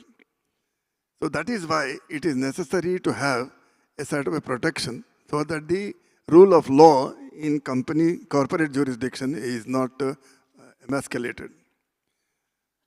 Therefore, you have this company law jurisdiction always. In India, we call it a situation of oppression and mismanagement. So as individual shareholder or a minority shareholder group should not be squeezed out or brought to ruin on account of some kind of deliberate or reckless acts of the majority. Now, this dispute may, as you pointed out, Karishma, that may have two aspects. One is a pure shareholder contractual dispute, which is capable of being adjudicated by the civil court or by an arbitral tribunal. Or it may take the shade of the company court interfering and trying to bring about some kind of a semblance of management. So it may involve situations of dismissing directors, inducting of new directors, change of management, compelling somebody to sell the shares, compelling somebody to buy the shares, etc. Now, if it is a situation where you have to interfere with the composition of the tribunal, composition of the company, or with regard to the management rights, I do not think that an arbitration would be possible at all. At least in India, it would be completely within the jurisdiction of the company law tribunal now, because of the provisions of the statutes. But if it is a simple question of a dispute between a shareholder and a shareholder, which does not involve management of the company or reconstruction of the company's management and shareholding pattern, then it is something that can be capable of being adjudicated before a civil court, or if there is an arbitration clause in the shareholders' agreement between an arbitral tribunal. So this is the basic groundwork which distinguishes a situation which should legitimately be arbitrable and legitimately be non-arbitrable. I can give you an example which really complicates the issue. So you are right, anti-suit injunctions are exactly the situation where somebody says it is not arbitrable and therefore you are wrongly gone to this court. When it is a cross-border situation, you have to look at what is the law that is applicable, the governing law, to what extent is the lex arbitri applicable, and then draw a balance between them. I'll give you a simple situation with a fact situation. You have a majority shareholder and a minority shareholder, under which the minority shareholder, because of his technical expertise, is required to be appointed as the managing director, and his group is to manage the operations. Somewhere along the line, the majority decides to ditch him. So they commit a breach of the contract. Breach of contract is a fact, accepted fact. The interesting thing that happened is, then what happens to the value of the company's shares? The minority shareholder says, had I continued as the man in charge, I would have brought up so much prosperity to the company, I would have done this deal A, B, C, which you fellows have failed to do. As a result of it, the company's share value has gone down. Therefore, I am entitled to damages from you for the difference in the share value from what would have been ideally possible and what has happened as a result. Please note, he is not talking of mismanagement. He is not talking of operation. Therefore, there was no way you could have gone to the company law administration. This is a pure and simple contractual dispute between the majority and the minority. But with this added twist that what is called compensation for reflective loss. What is reflective loss? There is a famous judgment of Lord Justice Bingham here, which says that when a company is caused a loss, no shareholder has the right to move the court. It is only the company which can sue for it. Now, that was long ago. Law has been now considerably departed from in New Zealand, USA, and finally the House of Lords here saying that no, it's possible to do it. And the only reason why the English courts gave a decline to interfere in such matter at the instance of a shareholder was, that it would give rise to multiple proceedings. The company would also be entitled to sue, and the shareholder also would be entitled to. That is where this question of derivative action comes, where the company is entitled to sue, but the company will not move because it's dominated by the majority. The Indian law at least allows him what is known as a derivative right. That means saying that if you have X percentage, prescribed percentage, I believe it is 10% of the shareholders are together, they can force the company to act on behalf of them, and that gives rise to derivative remedies. Now, on the question of reflective loss, I don't think the law has really progressed so much in India that a shareholder will not be able to say that had I been in management, the share value would have gone up. It has not gone up, therefore I am entitled to damages for the difference. because it is the result of a breach of contract. So this is some aspects of law which need careful consideration. In fact, one of the issues, I must say, I'm saying this from my experience before the tribunal, was whether the doctrine of reflective loss had found its roots in Indian law. After examining all the extant Supreme Court judgments and the High Court judgments, the tribunal decided that there was no such thing, and the law is far behind on the question of reflective loss, and it was not possible to just jump into the situation of what the New Zealand court did or what the American court did. And therefore, we left it at that and said, yes, it's not a situation where the shareholder can be deprived of his remedy. He is entitled to it, and he is entitled to damages. So this is some kind of a nuance that I'm bringing somewhat of a spin to the derivative action situation. Thank you very much, Justice Sri Krishna. And I think it would be well supplemented if we get the client perspective, please, from Gautam Bhai Doshi. So Mr. Gautam Doshi has been a leading chartered accountant in Mumbai for over 45 years, and he has been actively involved in conceptualizing and implementing a number of mergers and restructuring transactions. He acts as an advisor to Indian companies that are in the top 20 listed companies and some FTSE 100 companies as well. He also serves as an independent director on the boards of leading Indian companies such as Sun Pharmaceuticals and Piramal Capital. Gautam Bhai, could you please give us the client perspective on what Justice Sri Krishna has just said? And do you think that clients give some thought to derivative actions, or do they jump into arbitration? Thanks, Karishma. Interesting point which Justice Sri Krishna was making. And there is, of course, this issue whether even management rights can be contracted for. And if they are, then whether that is a contractual dispute or it's a dispute which has what you would call effect in rem and therefore should go to the company court rather than to an arbitral tribunal. But clients, especially when they are drafting their agreements, would be very careful as to decide what should be the level of the contract. And at least in India, I have found shareholders' agreements, namely the articles of association, rarely having an arbitration clause. So if there is a shareholder dispute, that still has to go to the company court because it does not have an arbitration clause. The arbitration clause is found in separate shareholder agreements, if at all they are there, by and large, when we are talking about groups of shareholders who have an interest in the company. And then we are talking about a dispute between two groups, which is naturally arbitrable. But something which affects the company should also be arbitrable. The question is, how does the tribunal give an award which will also benefit third parties? And I think that's something for the future. We have to look forward to that as to how it's going to change in the years to come, whether an arbitral award can become something which goes beyond the two parties in the arbitration. That's what we will look forward to. Thank you, Gautam Bhai. Sorry, Justice Sri Krishna, did you want to speak of, allude to perhaps joinder of non-parties to arbitration agreements before we move on? On the two issues arise here. One is joinder of non-parties to an agreement. Now, this has become a controversial issue, I must point out, that the Supreme Court in that Chloro Control, I think if I remember rightly the name of the judgment, Supreme Court said, hey, if there are situations where one contract is intricately interwoven into another contract, even if the second part, the other party is not a signatory to the arbitration clause, it is possible to rope that party into the arbitration.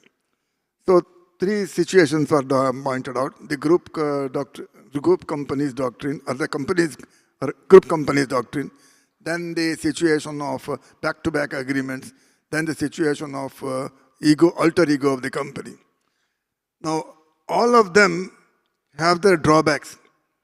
It is not so simple, and I must say that the Supreme Court itself was worried that it's stretching the law too much, and the Supreme Court has admitted petitions for consideration by a larger group, and the matter, I'm told, has been directed to the Supreme Court to be placed before a larger, thank you ma'am, a larger bench for reconsideration of the issue.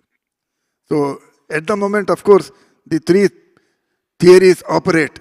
Now, what is group companies doctrine? A group company doctrine, say for example, there is a company like X, I will not name companies, which has so many associate companies, 25 associated companies, each one carrying on a pretty different business. Can you, of course, there is no doubt that they are a group of companies. Can you say that the cement manufacturing companies' arbitration should be enforced against the chemicals manufacturing or the textile manufacturing just because they happen to be a group? Now, therefore, to what extent will it apply?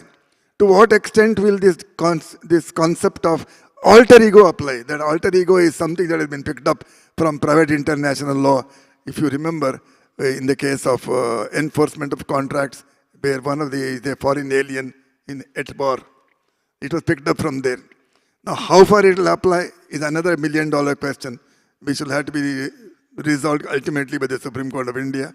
And all of them are really pending, and one of these days we'll have an authoritative expedition of the law, hopefully sooner than later. Thank you very much, Justice Shri Krishna. I think there is also a stark difference between jurisdictions and insofar as joinder of non-parties.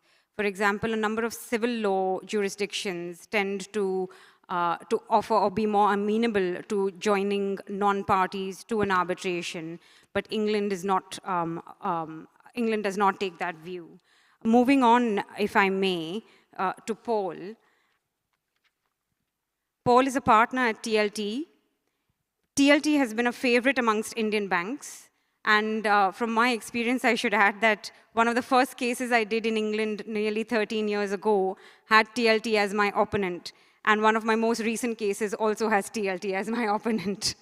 TLT's work includes a lot of banking and fintech, insolvency and restructuring, and enforcing arbitration awards as well as enforcing court judgments. More recently, TLT was successful in representing the State Bank of India together with its consortium of banks on the Vijay Mallya bankruptcy proceedings at the High Court in London. TLT has also been appointed to advise the UK government on its free trade negotiations with India. Paul, would you like to bring in a spin to this angle and perhaps discuss funding?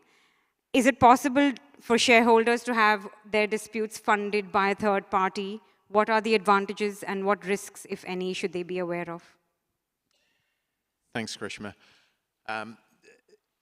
It's an area, and third-party funding, I know, is a topic, and I was speaking about a month ago at another conference focused very much on India-UK disputes, and we had a session there, as is often the case, on third-party funding, and I know it's a very hot topic at the moment in India in terms of application of the ability to acquire third-party funding in order to pursue your disputes. But from an English law perspective, the last 5 or so years, we've seen an enormous increase in both the number of funding options available, the number of funders in the market, but also the number of parties who are now looking to take an interest as that. As Karishma mentioned, we have a very strong financial services practice, and taking a step back, it would seem perhaps the last sector that may look to funding in terms of pursuing its disputes. It obviously has great resource in terms of its own ability to pay the fees and meet the fees of any dispute and arbitration.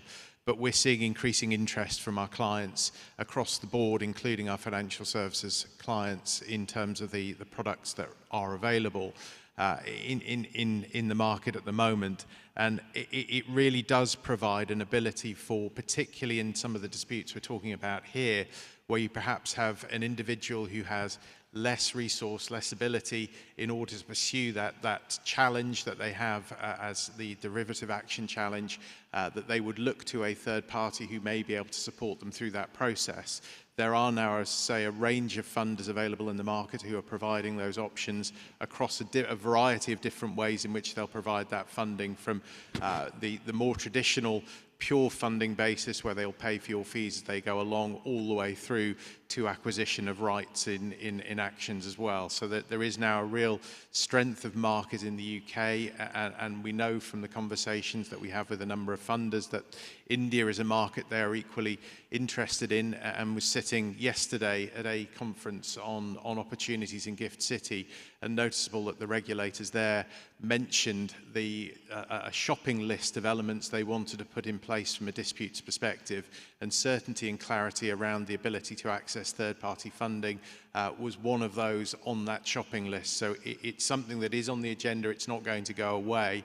The challenge with it, and I think this is the great difficulty at the moment, particularly in some of the arrangements that I've seen, is around the price point, around the understanding of what it means in terms of the return from funder, the return and expectation for the party who is seeking to take the benefit of that funding model as well, and aligning those two positions in order that there is greater buy-in to it, I think is at the moment one of the challenges. Obviously then ensuring you're getting your terms correct.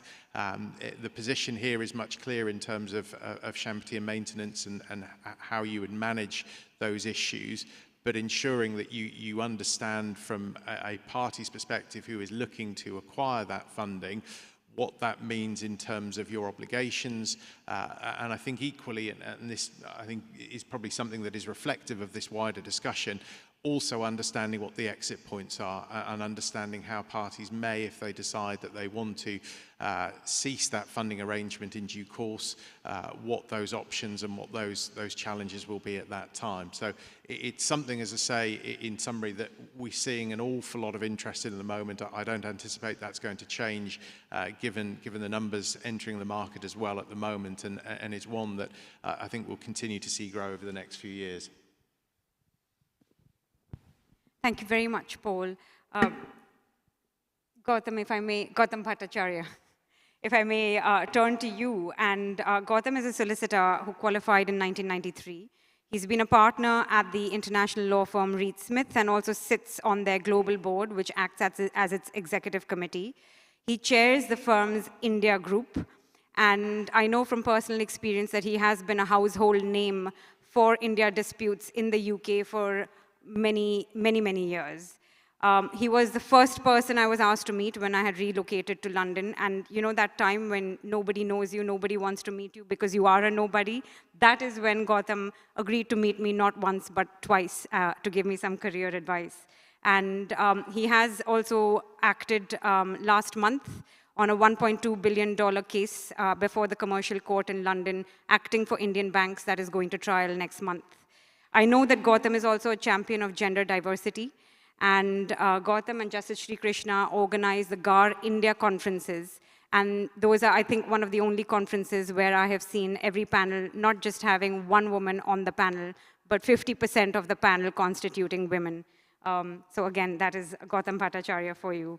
Gautam, so I think let's take the life cycle of the arbitration forward. So the arbitration, the shareholders have considered whether or not they should go to court, whether they should arbitrate, whether they should bring in funding. Let's say that now there are two legs of the dispute, one in a court and one in arbitration. Is anti-suit injunction something that you would advise your clients? Can you tell us a bit more? Absolutely, and good afternoon, everyone. In two quick things in a preliminary way. First of all, Karishma, despite meeting me twice, you've done really well. So, so I'm glad that at least you got over meeting me those two times, first of all. Secondly, it's an honor to be next to my mentor, Justice Sri Krishna, who's a dear friend of many of us in this room, and who I'm very proud to say is my mentor. Yeah, Karishma, this is a very topical area. I mean, anti-suit injunctions are a very active weapon, and a weapon that should be utilized. You always go to what the contract says. So if the agreement under which the shareholders dispute or the acquisition dispute refers is, states that arbitration is the dispute resolution mechanism, then that's king and queen, right? You can't stray away from that unless the dispute is not caught by that agreement and is caught by some other agreement. That's where antecedent injunctions are very powerful. As I'm sure everyone will know, an antecedent injunction is not directed against a foreign court. It's directed against the other party to stop or refrain from taking on proceedings in a jurisdiction they shouldn't be in. And the English courts will utilize that weapon quite regularly. So Section 37 of our Senior Courts Act gives the English courts that jurisdiction. A number of cases, including the Angelic Grace and other cases, set out the test that will be applied. And it's a very well-used weapon. And I suppose many people will know about, I'm not going to do too much on cases, but there's a very well-known case called Malhotra and Malhotra, which involved Indian parties in the English court, in which on an ex parte basis, the High Court granted an antecedent injunction to refrain certain Indian parties in a family dispute, it must be said, in India, from pursuing company law board proceedings in India and other proceedings. When it came to a full hearing, the English court discharged the antecedent injunction on the basis that the arbitration agreement did not cover all disputes between the parties. It involved a complex mix of agreements, a complex set of facts. So clearly, whilst the weapon exists, it's not going to be used when it shouldn't be used. But it's very important to use when you can, because some parties will try to bypass the agreed dispute resolution mechanism and go for a home court advantage, or what they perceive as a home court advantage, or delay, or whatever the motive may be. So the antecedent injunction can be used to regularize that position.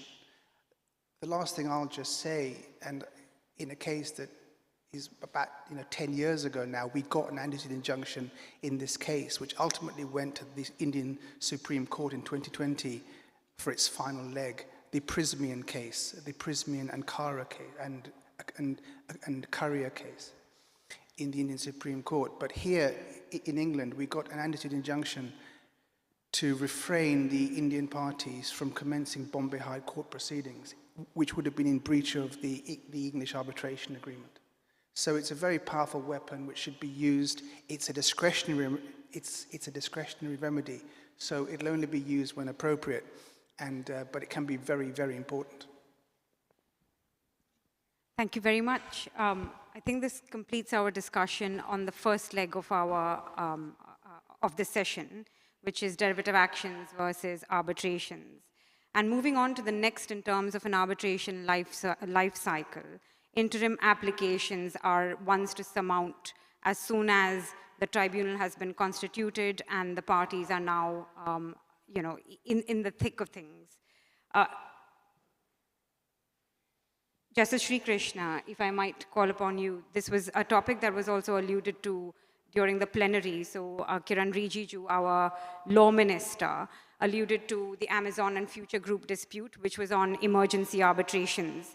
That is, of course, one type of an interim remedy that parties may seek. Do you think, Justice Sri Krishna, that the Indian court's approach has changed after the Delhi High Court's decision in Raffles design? Can you tell us a bit more about Amazon versus Future Group? Yes. Compared to Raffles design, where a view was taken that there was no provision in the emergency of an emergency arbitrator in the Act, Indian Act, the Supreme Court has moved to the extreme right. But I have my own, speaking very academically, I can't criticize the Supreme Court without being most respectful to the Supreme Court. What has the Supreme Court done?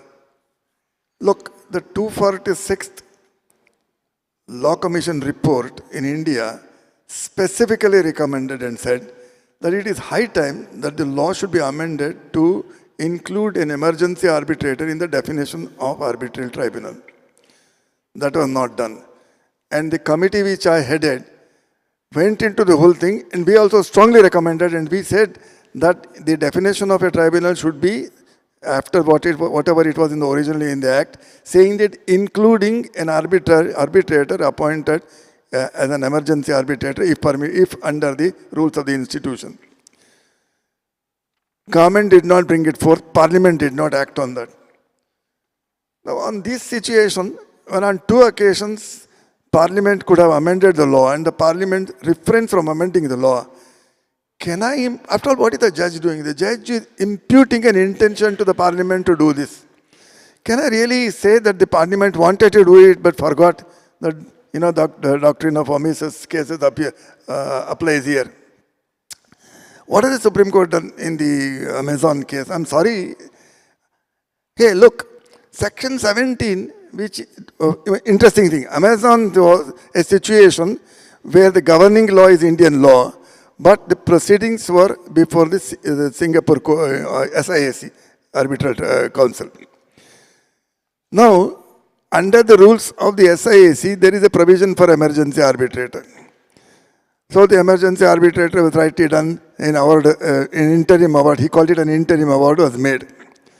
The interesting thing is, under the Indian Arbitration Act, Part 2, which applies to international awards, does not recognize an emergency award at all. This is because even under the Untitled New York model, there is no such recognition of that. This is exactly so in India because if you look at I think one of the speakers earlier referred to Section 44A of the Civil Procedure Code. What does the Civil Procedure Code recognize? It recognizes a final decree under a reciprocating territory. Like, for example, the India and UK have a reciprocating agreement. So every decree in England is enforceable in India and vice versa. But that does not mean that every interim order is enforceable.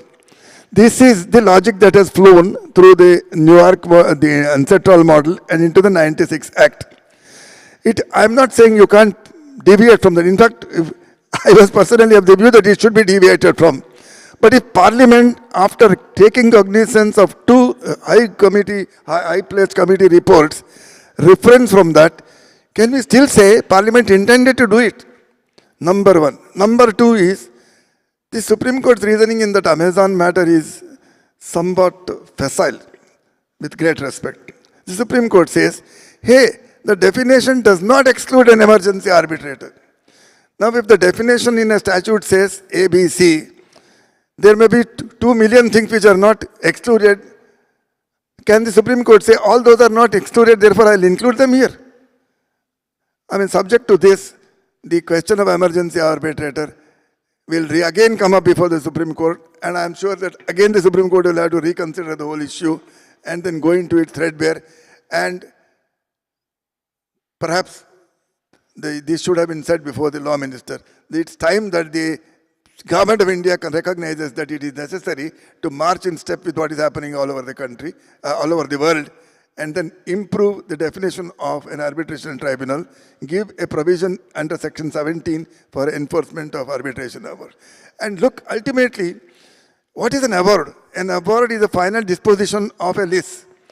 Now, what is done under the SIAC as an emergency, although it's called an interim award, it is not an award in that sense at all. It is just a plain and simple interim order which should have been passed by any tribunal in India or any civil court in India. To give it recognition across the border is somewhat of, to my mind at least, it's impermissible. Anyway, the Supreme Court has done it. Well, the Supreme Court has been very active in the matter. Let's see where the law ultimately takes its shape.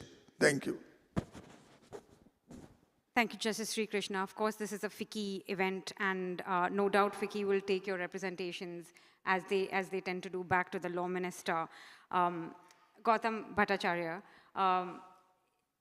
does this dilemma also exist in England and under English law? Are interim awards enforceable in England, or is it only final awards that are enforceable? Yeah, no, this is also a very thorny issue.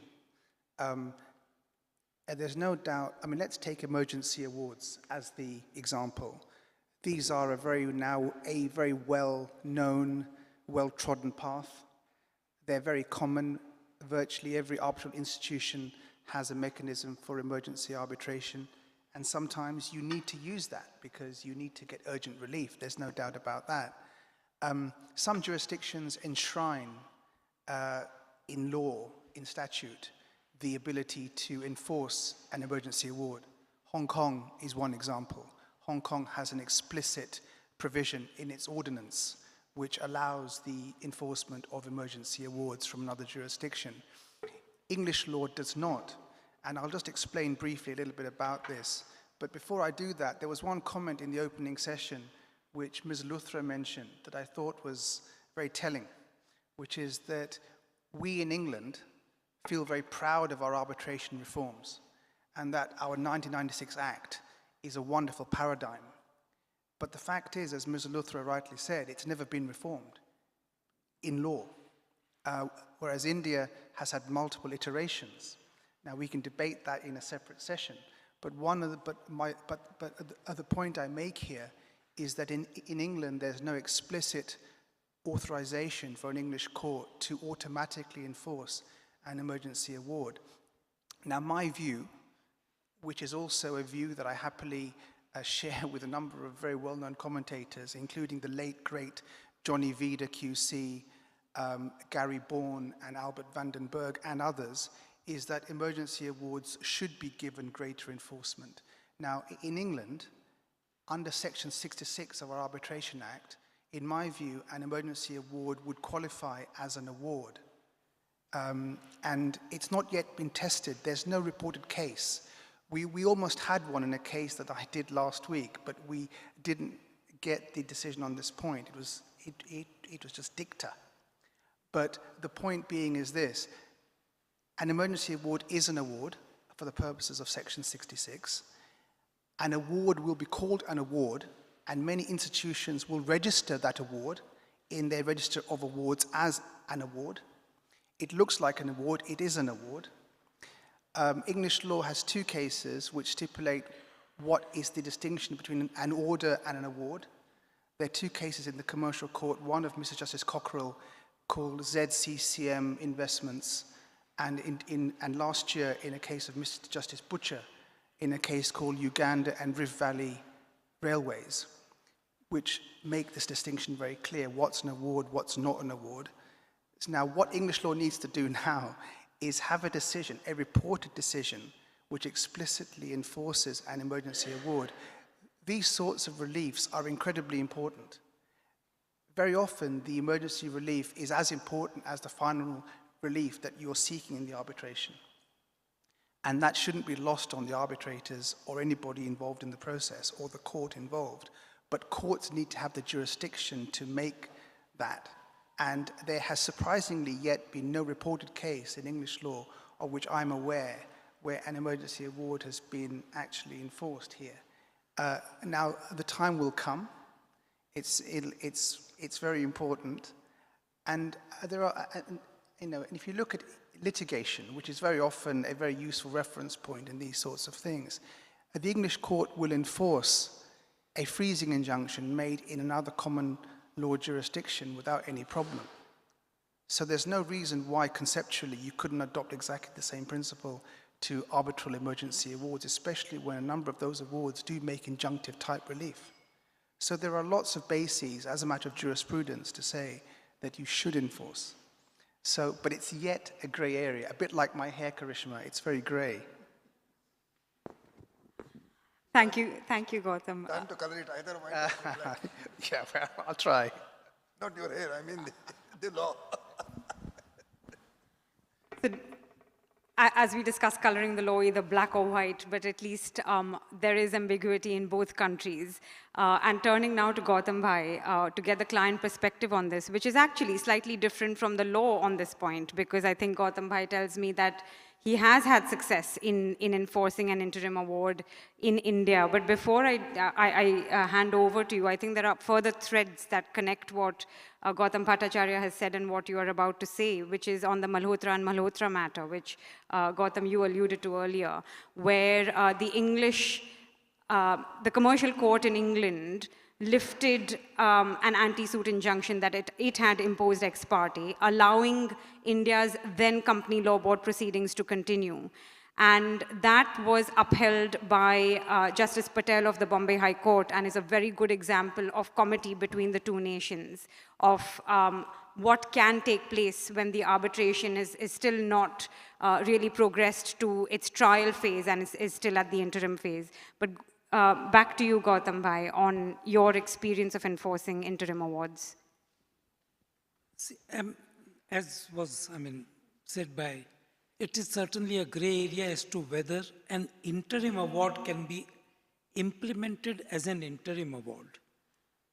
One has tried, but what one can do, and perhaps courts would agree, is a Section 9 application in India requesting the court to pass virtually the same order as its order, what is there in the interim award. And that is the interim injunction, because the court has the power to give that injunction. So one achieves the same purpose. One gets an interim award, maybe from the tribunal, and gets it converted into an order of the court, which can then be enforced. And at least in the Malhotra versus Malhotra matter, to an extent that is what happened, because that was what the two parties agreed to, even by consent, that they would agree to that enforcement. So enforcement is, one has to find, because I think, as was mentioned in the opening session, this is an era of instant noodles. And therefore, this is an era where one cannot wait if emergency awards and interim awards are not implemented. One has to find a solution. And perhaps a Section 9 application in India may be a way out. And Gautam Bhai, what kind of interim award was it? What was it trying to enforce? It was trying to enforce two things, a non-compete, and also trying to, therefore, as a part of that non-compete enforcement, trying to stop the other party from carrying out manufacturing operations at their location, which was under their control, physical control. The ownership was in dispute. And by putting in a freezing injunction on the plant, machinery, etc. In practice, if I may just add, the difficulty was, even after the High Court passed the order, it was difficult to get it enforced by the local authorities where the factory was situated. The High Court's order does not necessarily carry enough writ before those local authorities. So it didn't really work. So that remains gray. We're still not in black or white. But we've done India, England, India, and now Paul, if you can give us the English perspective. In particular, what are the public policy considerations when enforcing an award that may have been illegal in the country of the seat? Thanks, Krishna. The English law interpretation on public policy is narrow, and I think that's the obvious start point here, outside of universally condemned fields such as terrorism, drug trafficking, or where there's a fraud or corruption involved. So to bring a challenge on that basis will inevitably be quite difficult. It would be a particular case that would turn on its very facts in order to be able to get home on that particular limb. Thank you, Paul. I think there are also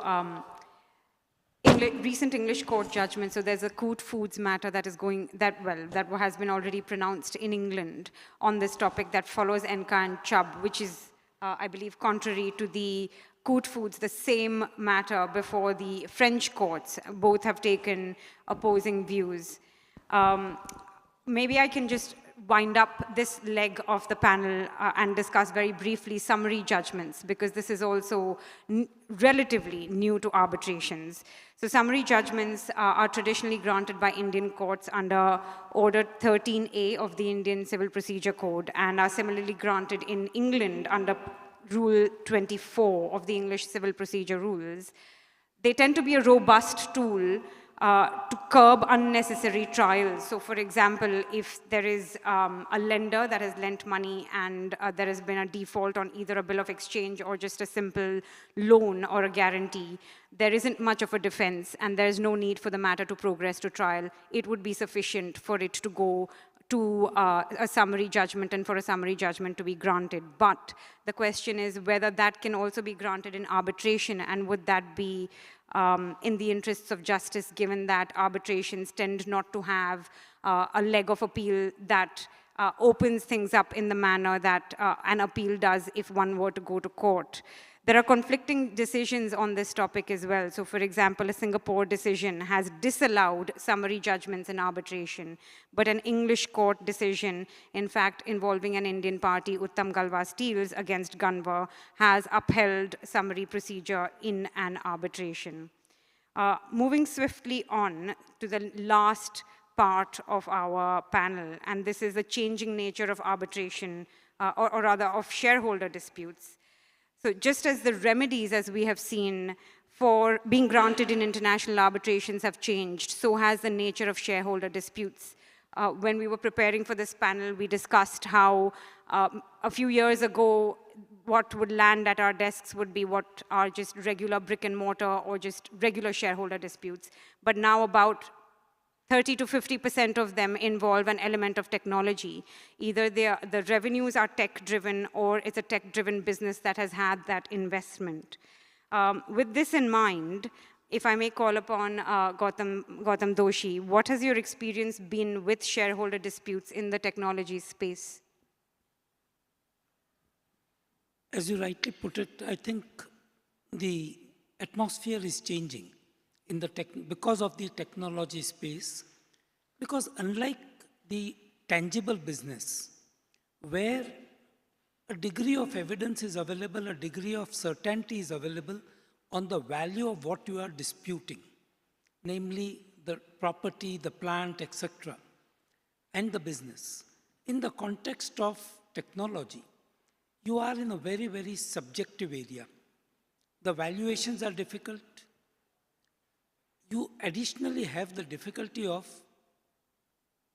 the corporate governance systems and the accounting systems, which have developed, but perhaps have not sufficiently captured the new modes of business. And therefore, the question as to whether the accounting was erroneous and certain expenses which should have been written off or not written off, or certain incomes wrongly accounted, etc., which would not be so difficult in a traditional case, whereas it would be very difficult in the context of technological issues. And therefore, the extent of disputes on accounting, one has found, has significantly increased. The allegations on corporate governance have significantly increased. They have still to get result into awards and tangible awards and orders, because I think it is still nascent, this area of dispute. But one is seeing a complete change in the amount of evidence being collected and the nature of the evidence required to be presented and proved, whether it is before a tribunal or a court. Permit me to say something on this. Look, traditionally, non-material assets were considered to be the intellectual property rights. As it is, even traditional valuation of the IPRs is quite a difficult task. As Gautam Bhai rightly pointed out, the IPR of a company which is well run is differently valued from an IPR of a company which is ill run. Now I'll add another dimension to the problem. Most of the companies are sitting on a whole lot of data, some of which may be personal data, some of which may be non-personal data. Now, how are you going to value the data is going to be a big problem, as and then, of course, our parliament gets down to the business and brings in some kind of an enactment. Even then, from the perspective of valuation, it is going to be a big issue. Whether having this kind, for example, a company may have a lot of data with regard to material sourcing, with regard to financial sourcing, with regard to its distribution chains and the value chains. Now, how much of it is valuable, how much of it can be valued at what value is going to be a big issue, and the technology is going to bring this issue by sidebind, and I'm sure people like Gautam Bhai will have to work hard to sort out this issue.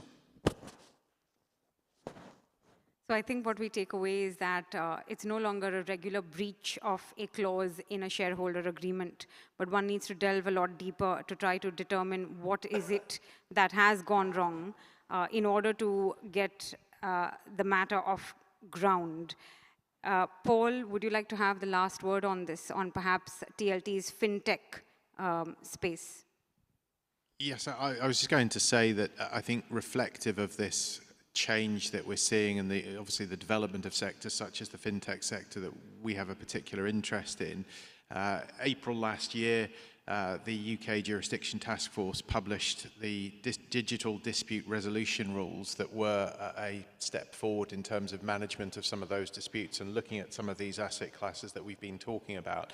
There are a set of arbitration rules that are effectively to govern disputes in disruptive novel technologies, but they give, and obviously, firstly, worth saying that or important to say that the parties would need to incorporate those into their arbitration agreement. They would be subject to English law. But the interesting element of them is they give certain powers to the tribunal to operate, modify, or sign digital assets relevant to the dispute, or indeed to direct one of the parties to do the same, which is reflective of the emergence of cryptocurrencies, etc., or crypto assets. And I think that progress and that change is something that is really welcome in terms of the fintech developments and the technological developments that we're seeing, having rules that adapt to those technologies as well, such that you are able to manage and police some of those agreements more effectively. May I add one more spin to it? Yes. What happens if cryptocurrency becomes acceptable as a part of commercial dealing? Now, evaluation of that is going to be much more complicated than your ordinary fiat currency. At least you have fiat currency, you know what it costs, £1,000 or £1,000,000. But with cryptocurrencies, the valuation today may not be the valuation half an hour later.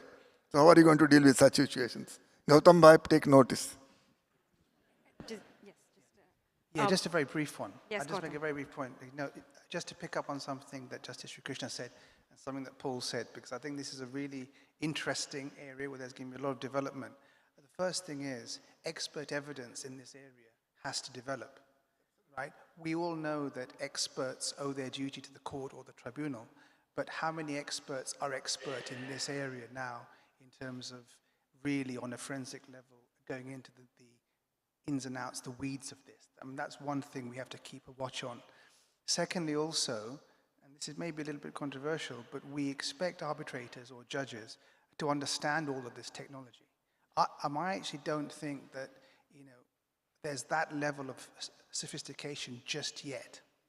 And so one of the things we all have to be very mindful of, in the same way that if we have engineering disputes, and Edwin, for example, and you, Karishma, come from a chamber that's very well known for engineering and construction disputes, you've got a very specialist field there.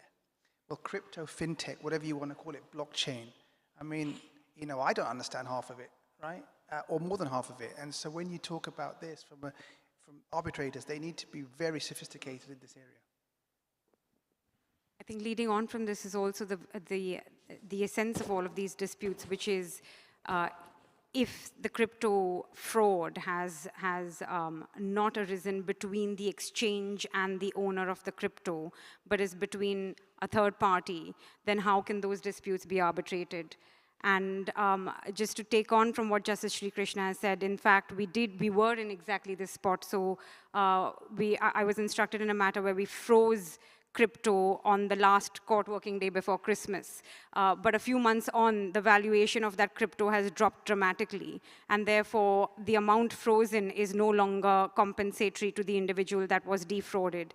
And these are issues that courts in England are grappling with. I must say also that the courts in England are doing a stellar job of really taking this jurisdiction forward as far as crypto fraud is concerned.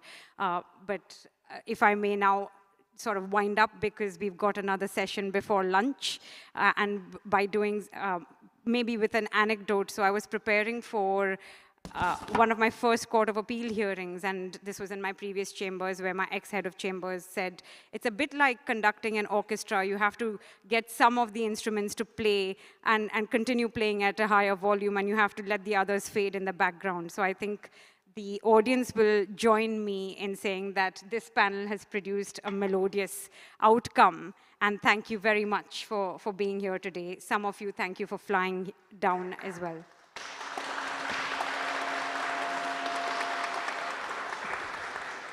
No orchestra can be successful unless the conductor is. Thanks to you, Karishma, for conducting it beautifully.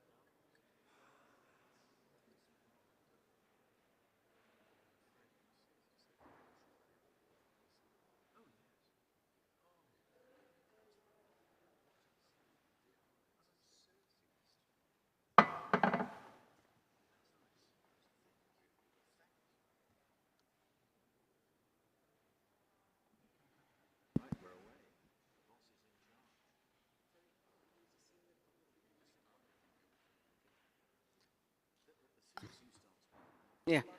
So here we are with the technical session 2. And of course, you've had an extremely interesting technical session 1 on the fireside chat. We thought we would just to change the turn of events around to have a different forum, which is possibly the traditional mode of discussion.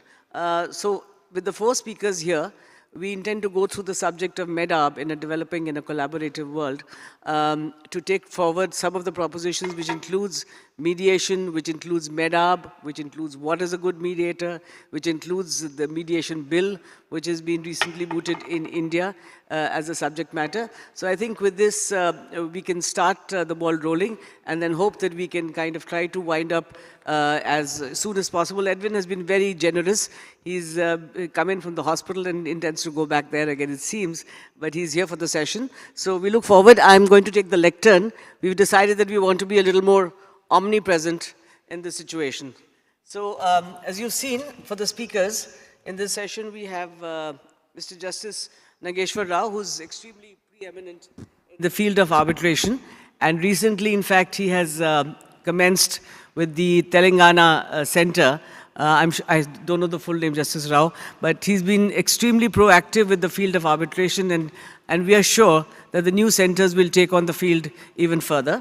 We have with us Mr. Edwin Glasgow, who's the QC and who's with us today, and I just mentioned his name, and Ms. Zoe Sullivan, who flew in yesterday, and in fact we had the panel discussion over Zoom between the aircraft and ground. So there we are, ladies and gentlemen. It's been a day which has started with the inaugural with pointing out, and I did hear at the beginning itself at the inaugural, from the speakers, in particular the Chief Justice of India, who's been kind enough to be here, and the Law Minister, with a particular perspective on mediation. But let me give you a bit of take here from the situation as we see it. So as such, in the recent times, we've all been talking about arbitration and how arbitration indeed has gained tremendous popularity as an ADR. It does provide solutions, of course, to the general way of litigation and the various drawbacks of litigation, but ultimately it means an expensive alternative dispute resolution. Over time, it has become complex, time-consuming, of course expensive. It is still considered a better option than traditional adjudication, but the need was felt for effective dispute resolution for commercial disputes. The commercial disputes stand on a slightly different platform, where the point is succinct, where the point is not as complex. Of course, it is complex in terms of numbers. So when you talk about numbers in the global economy, there's nothing bigger than commercial disputes, whether they are M&A disputes, whether they are shareholders disputes, whether there are other kinds of infrastructural construction contracts. Of course, the numbers are tremendous. But the point is how to actually achieve a target in the rule of law. And I believe that is where the general discussion of the collaborative models also come, and I will come to that in a moment. But mediation, of course, it's a very simple proposition. Mediation has very distinct advantages. So the advantages which inure to the benefit of dispute resolvers and people like Gautam Doshi, and we're looking at Gautam as a prime example of what we should be addressing, because you need to look at the stakeholders, and one of the primary stakeholders are the investors, are the people who have interest in the commercial disputes and the resolution of the same. So the benefit of mediation, I mean, very, very simple again. Cost effectiveness, pre-decided time frame, flexibility, tailor-made solutions, opportunities to parties to conduct cost-benefit analysis. I'll dwell on this for a moment. Confidentiality, and the outcome to be determined by the will of parties concerned. In fact, yesterday I was with Wendy Miles, and we were just talking about whether mediation can take into account something which is contrary to law. Now, ladies and gentlemen, I'll leave that point open because it's a highly debatable issue. For example, can mediation, as I said, be decided on something which is blatantly contrary to law? Not fraud or corruption, that's a different matter, but contrary to law. So, for example, if cryptocurrency, we were just talking about that, if that is not recognized or is considered illegal, can an adjudication of a mediation framework be made on cryptocurrency? But I leave that question open-ended. I don't think we have much of the answers ready, but it is a subject to be debated and mooted upon. But there is the question of responsiveness to the users. I found that a very interesting aspect. So I was talking to one of the stakeholders while conducting, in fact, an arbitration for them and deciding how the way should go forward. So what is there in a commercial dispute? Do you need to have something which goes on ad nauseum as litigation goes on, as arbitration more restricted in terms of time, but ultimately does do? Or do you need something which delivers within time? So the examples that I was given, that a very simple one again, there are three kind of timelines in any given project cycle. So you have the financial closure, which is fixing the finances, which is raising the finances, loans, due diligence, the entire process. Second, the project itself. And the third, the slowest, which is the disruptions. And amongst the disruptions, the slowest moving process is the dispute resolution mechanism, which is why ultimately we need to consider what to do. Now just let me give you an example here again. When you're raising finances for a project, let us say to the tune of 1 million or 1 billion, could be any of the amounts, it requires much less time than the adjudication of a business dispute of the same amount. So a decision to borrow £1 million or 1,000 million pounds carries a balancing of business considerations before successful conclusion. This means diligence, protocols, compliances, and various other processes. Given this factor of the complexity of the process of raising finances in the time frame, a businessman expects support by adjudication moving in a similar or at least a comparable time frame. So how much time you need to raise the money, that much time you need to do to kind of conclude the debate. And I'll give it to you with a small example, which you might find interesting. And then with all this, you have added to this the payment of financing charges. Because whenever a project is working, the finances are raised for the project, but they keep hiking while the project is moved in a delayed time frame, which includes the adjudication process. So therefore, the entire framework appears to be the concentration today. And we've also had COVID. I mean, COVID is again another feature that has really dislodged business communities. We have cross-border transactions enough to talk about it galore as far as the UK is concerned or India is concerned. Some figures, of course, were there by the finance minister, the law minister and the Chief Justice of India. The second aspect I want to come to of stakeholders. The question is what should be done and why should it be a contemporaneous time frame? I'm advocating here the speed within which the process of mediation, arbitration, even litigation could work. I mean, as the law minister was saying, we've come to 400 days and disposal in commercial courts as opposed to 1,000 odd days, and we're hoping to go further in that.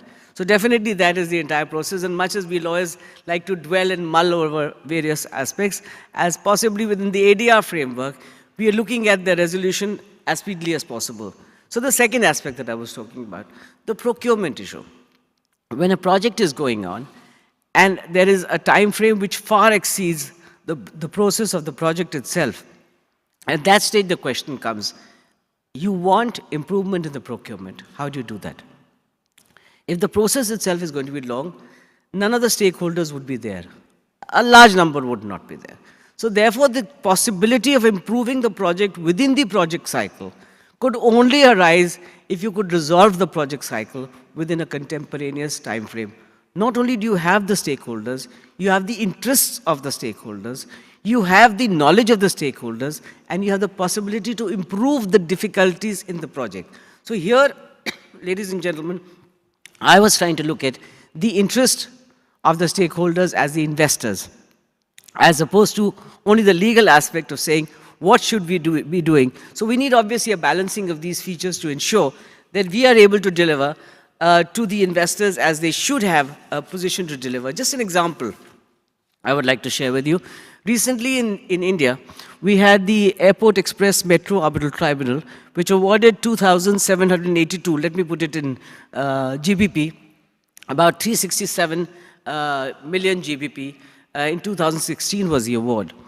This was almost hiked to an equal amount of about 3,500 crores, again, roughly about 370 odd million Great Britain pounds, totaling to double the amount of 6,300 crores. I keep coming back and forth between the crores and the GBP, but then we have a large audience which is familiar with that. So ultimately, the burden of that additional 370 GBP comes on the public exchequer. It comes on the project. And these are antithetical to the entire commercial world and the due process of business and law. And today we have to, when we discuss law, discuss it in the backdrop of the resolution process that we are trying to achieve. So not only as to what there should be in law, not only what there should be in terms of ethical considerations, not only what should be there in other considerations, but really speaking to resolve the disputes to the satisfaction of each and every one of the stakeholders so that it gets resolved in a time frame which is acceptable in this possibly, we all call it complex. By the way, we say the disputes are very complex, and indeed sometimes they are. Like the Amazon, Justice Sri Krishna was talking about finding it facile. He tried to put it very mildly, but nonetheless to say that it is possibly something which is not so openly acceptable in the academic world. But really here we are struggling with a world where the question of survival of the global economy is based upon commerce increasing, and within the increase in commerce, the resolution of the disputes, as I said, disruptions, the slowest moving component. And we want to minimize that impact in the process, and thereby we keep talking about the alternative dispute resolutions, arbitration, mediation, conciliation, And of course, the various hybrid compositions there are. There are so many of them now that we can all use our innovations to actually catch up more, because these are all meant to cater to the world. Now, for example, in the Kirloskar dispute. The Kirloskar dispute came up in the Supreme Court, arising out of an arbitration in the first instance. So while the matter was being adjudicated, the Chief Justice is not here right now, but the Chief Justice recommended mediation. It did go to mediation to Justice Indu Malhotra, a former judge of the Supreme Court. Recently, about 3 months back, it was a failure on mediation. So it's again gone back to court. But it is this entire evolutionary process that we are attempting in devising solutions to the resolutions.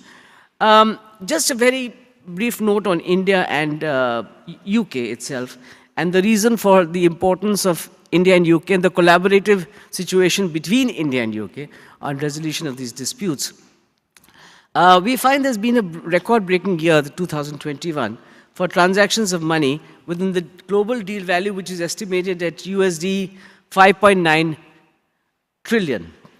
This has led to increasingly rapid increase in arbitration. Any commercial venture creates a dispute, possible dispute, and the possible dispute is valued and therefore the resolution. Of course, there is a lot of unanimity of the success of commercial arbitration in resolving commercial disputes in cross-border transactions. There's a natural shift towards neutral arbitration forum, but there are increasing instances not only of the time factor and the complexity, but of non-compliance. Excuse me. So the enforcement, the process of adjudication of the enforcement itself takes a tremendously long time, and therefore the narrative which is shifting towards mediation and the hybrid forms of med-arb, etc., which are coming into being.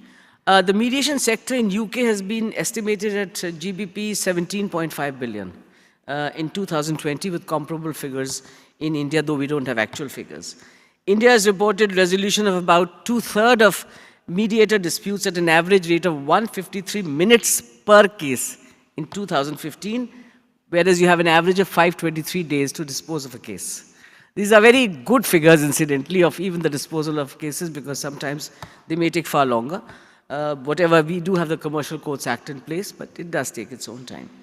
We have risen, as far as India is concerned, in global rankings. 6th global economy in terms of GDP, 18th in total exports, 12th in imports, and we've jumped to a position of 63rd in the ease of doing business rankings as far as the World Bank is concerned, which has ranked India fairly high by now. So we need to commensurately put this into perspective, and therefore the need to have India and UK, which have immense investment, all the figures are before you, as far as India and UK are concerned, to resonate and to pass a message down the line that we stand, as India and UK go, as a common feature, to heading towards a resolution of disputes within a contemporaneous time frame at the minimalist level possible, and possibly the least expensive, so that we don't ultimately burden not only the investor but the public exchequer, because it all comes back to us.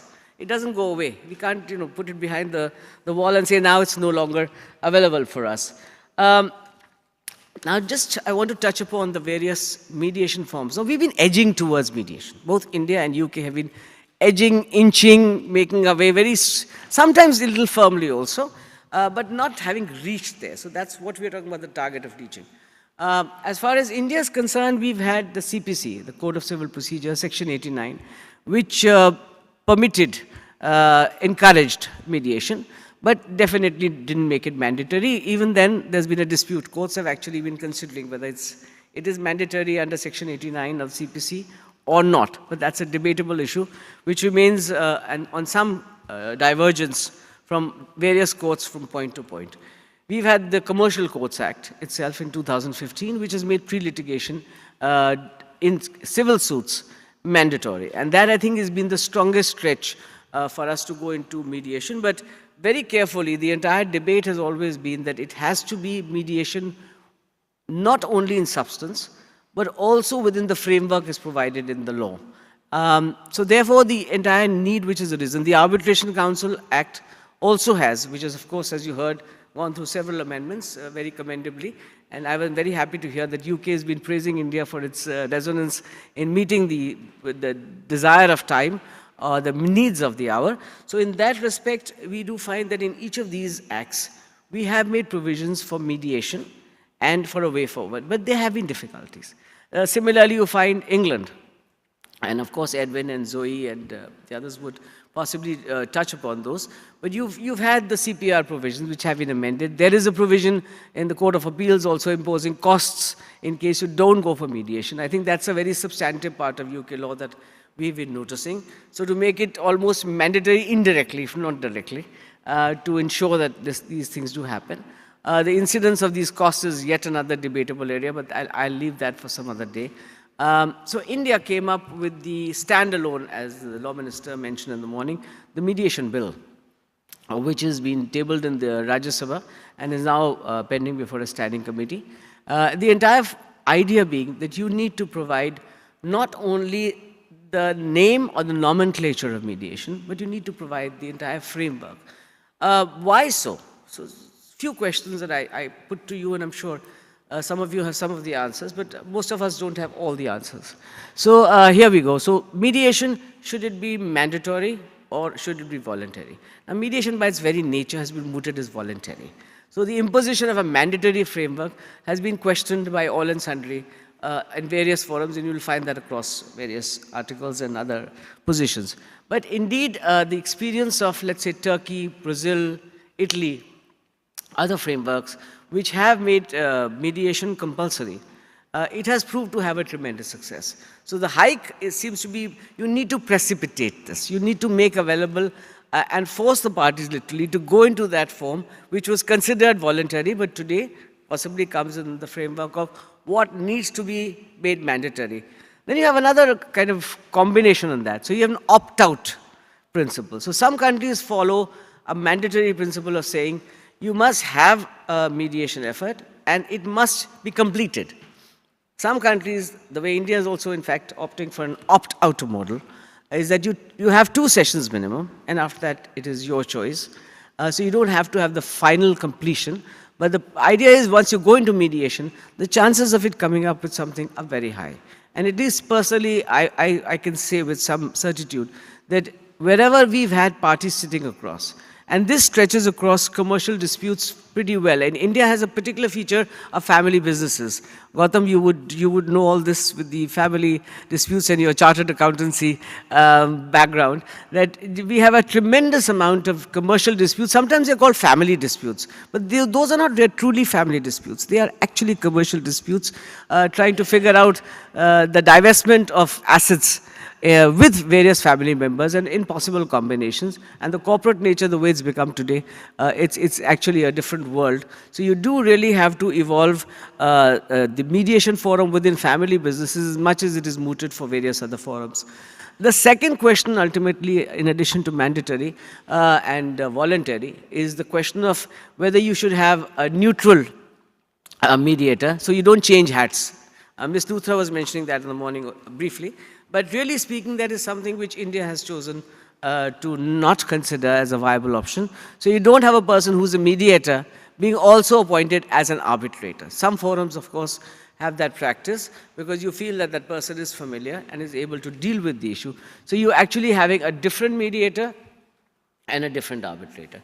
We have a hybrid of this in the MSME Act, the Microsoft and the major industries, enterprises, where the Act itself provides for conciliation, and it may be an internal mechanism, it may be an external mechanism, but if it fails, MSME Council itself undertakes that process of concluding. The next very material factor is enforcement. What do you do with a mediation? If you have a mediation settlement today, can you enforce it? You actually can't, without the mediation bill, unless it comes into perspective as far as India is concerned. You have to ensure the enforceability. After all, we are advocating mediation and saying arbitration, for example, takes a long time because there is objections, there are various adjudications. In India, for example, we have a 3-tier system. Once an award is passed, you do have a Section 34 application before a single judge, you have an appeal before the division bench, and then you have, of course, the final appeal to the Supreme Court. So that process itself of going into different tiers, we love to, India and UK, both live on and thrive on rule of law and providing entire due process. Well, one thing for due process, but second thing, what do we do with the time frame which it involves? So really speaking, it's how to narrow down this and to ensure the enforcement of mediation settlements. But the one question I did pose to you, of course, I leave that open-ended. Can you enforce a contrary mediation settlement? So with this, I am going to wind up my subject to say that the mediation bill is in the offing. It is something which the law minister said may come in the monsoon session, and we look forward to that. We do have a number of ways ahead in this direction. We do have a number of hybrid models, and we hope that our speakers will be addressing some of that further in detail.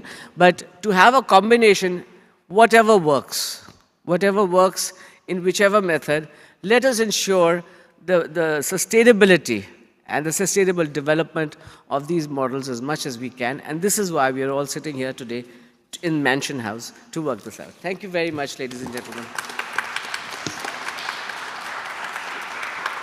Now my second hat. The second hat, I go back to Justice Rao. Justice Nageshwar Rao is a very leading figure in the Indian Supreme Court and has very recently retired to carry on various other assignments. It's a very distinguished practice. The rest you'll find there. He'll be speaking on MEDAB generally and in India.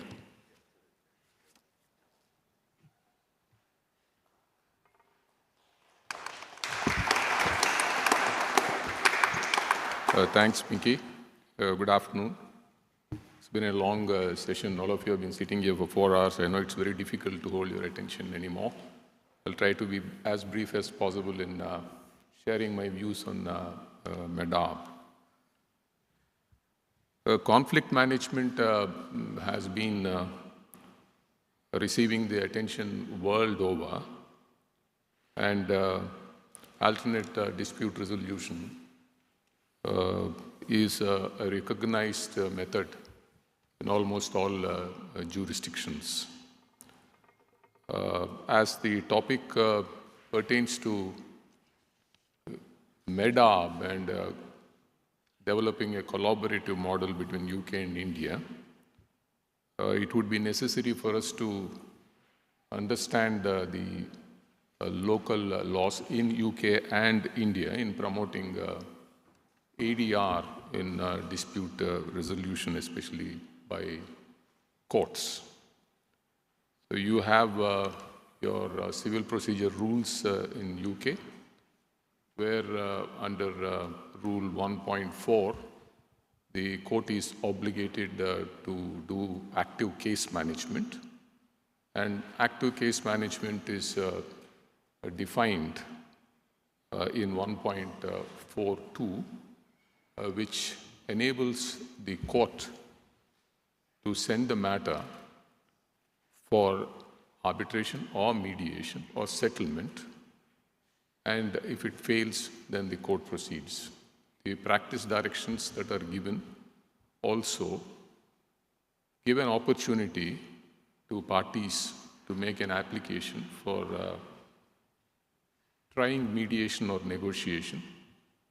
And the case is kept suspended for a certain period of time to permit the settlement to be attempted. You have the UK Arbitration Act also, where there is a provision for settlement to be attempted during arbitrations. Going back to India, Pinky was mentioning to you about Section 89 of the Civil Procedure Code, which was brought in pursuant to the recommendations made by the Law Commission, where the courts would encourage parties to either negotiate, mediate, or arbitrate.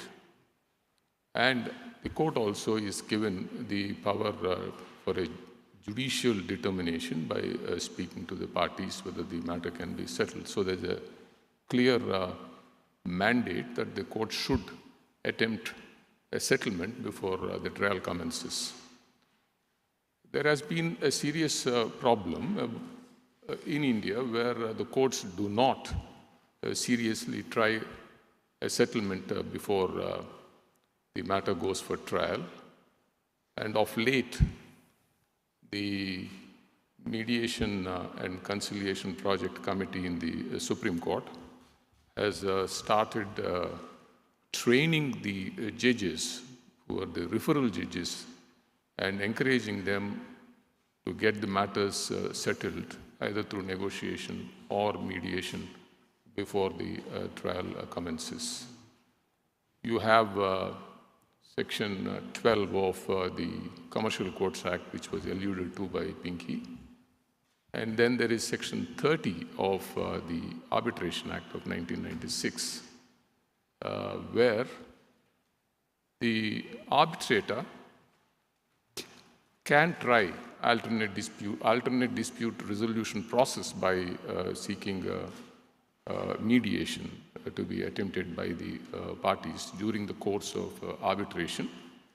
And the provision also says once the matter has been settled by mediation, an award can be passed by the arbitrator, which is also enforceable.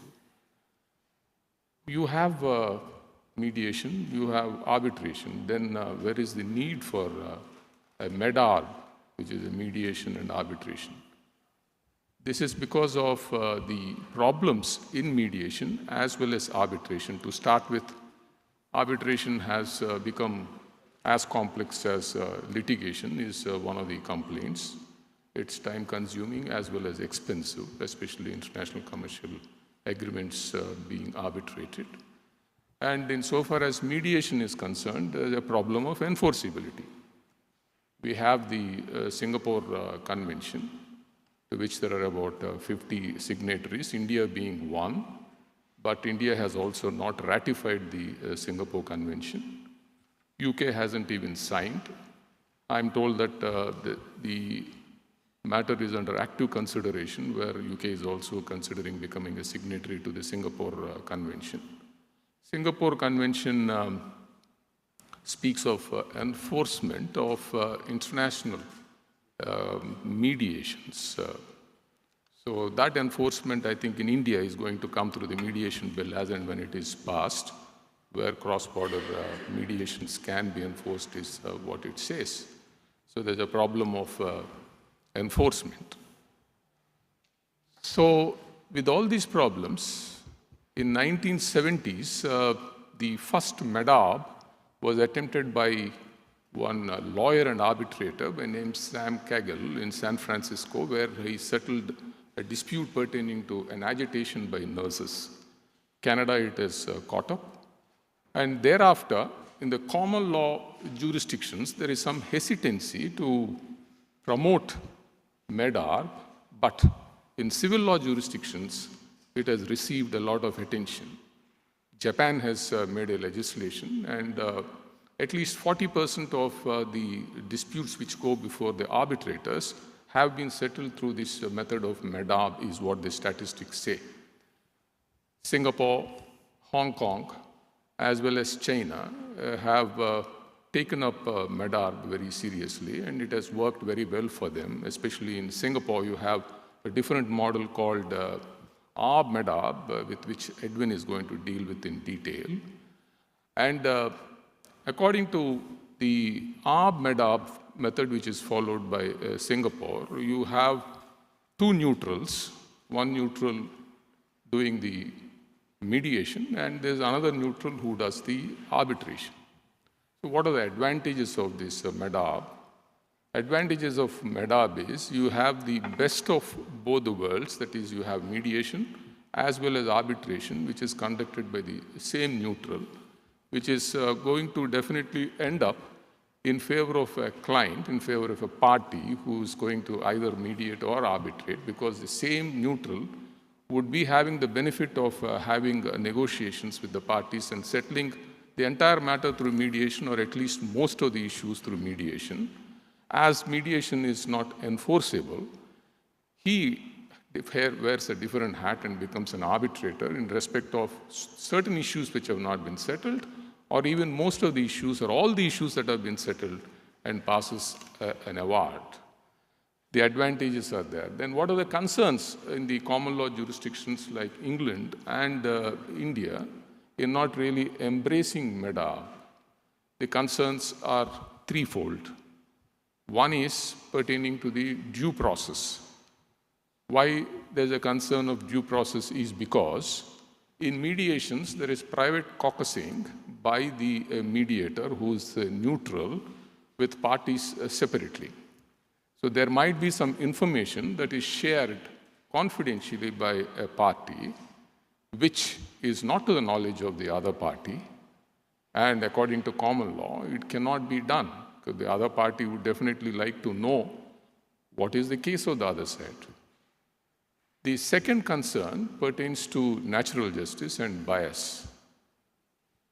Bias comes in because if you have the same neutral being a mediator as well as an arbitrator, if there is some information that is shared by a party confidentially, during the course of mediation, there is a chance that the same neutral might be influenced by whatever material was shared with him during mediation and may use it during the course of proceedings of arbitration, which is an adjudication of the dispute. In Glencourt, a case decided in England way back in 2000s, early 2000s, it has been said that an award, in spite of no objection being taken, is in violation of natural justice principles because there is an apparent bias of the same neutral acting as a mediator as well as an arbitrator. Later, with the development of law, there are judgments even in UK to the effect that if there is informed consent that is given by the parties about the same neutral acting as a mediator and arbitrator, thereafter they are deemed to have waived their right to object. With the present law in force, still there is hesitancy of embracing a MEDAB both in England as well as in India. Following the institutional rules like the ICC rules or the IBM rules, including the legislations that are made in Australia, if the parties consciously enter into an agreement where they say that we do not have a problem with the same neutral being a mediator as well as an arbitrator, and then you have a skilled person in mediation as well as arbitration who definitely takes into account the fact that he has some confidential information shared by a party, but is not going to use it, then MEDAB appears to be something which can be tried, which is a hybrid model of mediation as well as arbitration. Under the Singapore rules, a mediator, once he fails and the matter goes to arbitration, has a duty to disclose the confidential information that he has received during the process of mediation for the purpose of making it very clear that he is not going to use it during the arbitral proceedings. There is a method that is followed by the Prague rules where the initial consent is not taken to be sufficient, but a second consent has to be given by the parties at the end of the mediation stage, where the parties do not agree to settle the matter during mediation. A second consent is given where the parties are saying, it's all right, we do not have a problem. Let the mediator continue to be the arbitrator and he can adjudicate the dispute and pass an award. So if the parties are conscious and confident about the same neutral doing justice to the dispute that is placed before him, then there cannot be any problem of bias, is my personal opinion. What would be the problems of having two neutrals, one as a mediator and one as an arbitrator, as done in Singapore? At least the problems in India would be that arbitration is done for a dispute which is existing or which is a past dispute, not a future dispute. Which means that you cannot go to an mediator and then say, it's all right, settle my dispute, then take the matter before an arbitrator, ask him to pass an award. Such an award cannot be passed because the arbitrator would have to be in control of the proceedings and he is deciding a dispute which is coming before him. And Section 30 also says that during the course of arbitration, there is a chance or there is a likelihood of the matter to be decided in settlement. So the arbitrator would definitely say, it's all right, let us now start a negotiation or a settlement. And thereafter pass an award, otherwise he cannot pass an award. So taking note of these issues, which are a problem insofar as common law jurisdictions are concerned, we can take whatever is the best practice that is followed by certain civil law jurisdictions like Japan and Germany, and what are proposed by institutions like ICC and IBA, and instead of just stopping at mediation or only going through arbitration, MEDAB is definitely a hybrid method which can be tried. Thank you.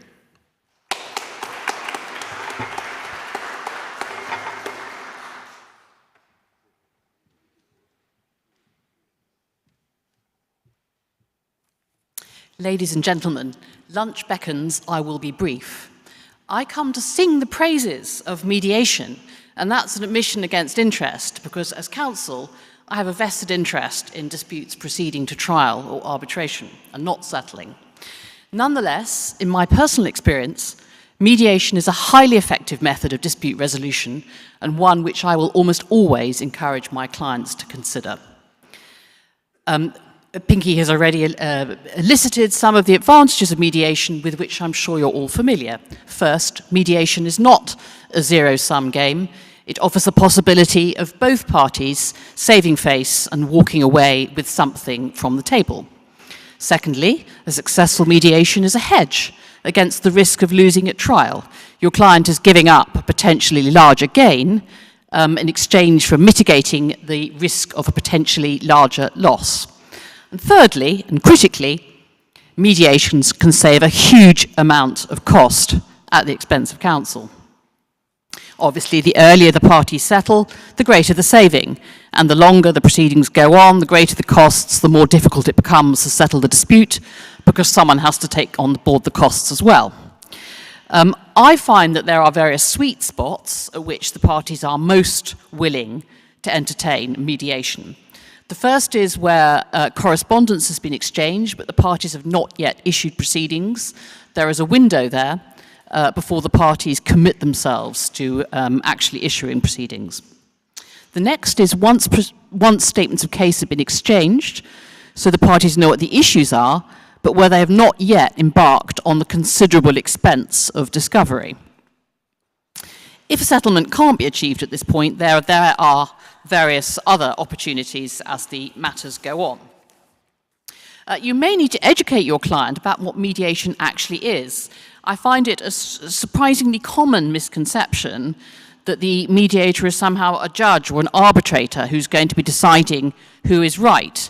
Your client may need to be warned it's not for them to try and persuade the mediator of the merits of their case. Of course, for a successful mediation requires a good mediator. So what makes a good mediator? In my experience, a good mediator is not necessarily a retired judge or even a practicing advocate. I can remember a case when I was very junior counsel in which there was a mediation before a very opinionated former Court of Appeal judge who expressed views contrary to my client's position. Result, no settlement. The case ended up going to the House of Lords, Supreme Court as it now is. My client won. So the mediator's intervention was actually actively counterproductive. I would usually choose a lawyer, but the best mediators in my experience are those who have set themselves up as full-time mediators. Track record is very important. It's usually possible to get reliable suggestions from colleagues. That's a very common email that gets circulated in my chambers. Can anyone recommend a good mediator for this kind of dispute? It goes without saying a good mediator will be very thoroughly prepared in advance, will be completely on top of the papers and the issues. If they are not on top of the issues, they will rapidly lose the confidence of the parties. A skillful mediator will gain an understanding of the strength and weakness of the parties' cases and may explore issues with a particular party in discussions to see whether the parties can be brought closer together. A good mediator will be able to show a great deal of patience and empathy. Feelings are likely to be running high in a dispute, but a good mediator will always manage the situation calmly to make sure things don't get out of hand. A mediator, for example, may bring together the commercial principles of the parties during the day to see if a deadlock can be broken. Or they might propose a lawyer-only meeting for similar reasons. A really good mediator will always be on the lookout for imaginative and creative solutions, commercial ones which might entertain the possibility of future business, as well as focusing on monetary compensation. Now, as counsel, how can you prepare for an effective mediation? All mediations I've undertaken follow the same format.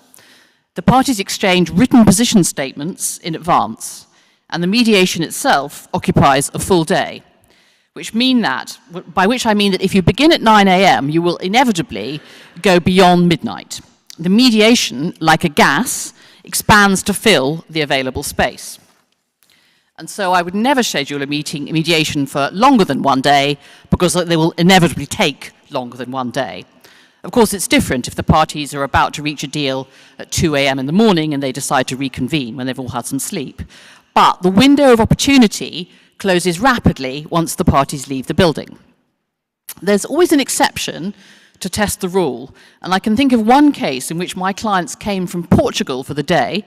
They had to cut short the mediation in order to make their flight home, which turned out to be an incredibly effective negotiating tactic.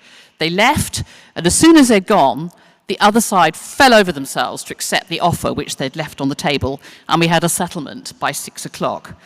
I wouldn't necessarily suggest this as a regular tactic, because an early departure by one party could be perceived as showing a lack of respect for the process, and for the other party could be counterproductive. Before you start the mediation, know what your objectives are. Know which points you might be willing to concede, and which are a red line which you will not cross. When you write your pre-mediation position statement, make sure it is short and focuses on the commercial arguments. A maximum of 4 pages, in my respectful suggestion. It's not a skeleton argument for trial. It shouldn't be arguing the legal questions. There's always a tactical question whether to reveal your best points or save them up for cross-examination in case the claim does not settle. I tend to go for the full disclosure option, but there is then, of course, a danger of giving away your cross-examination in advance. On the day itself, be prepared for a long haul and pace yourself. Remember to schedule breaks for eating or even just a walk around the block. It's a grim process sitting in a breakout room all day, eating biscuits, waiting for the other side to revert on a proposal. You need to refresh yourself from time to time.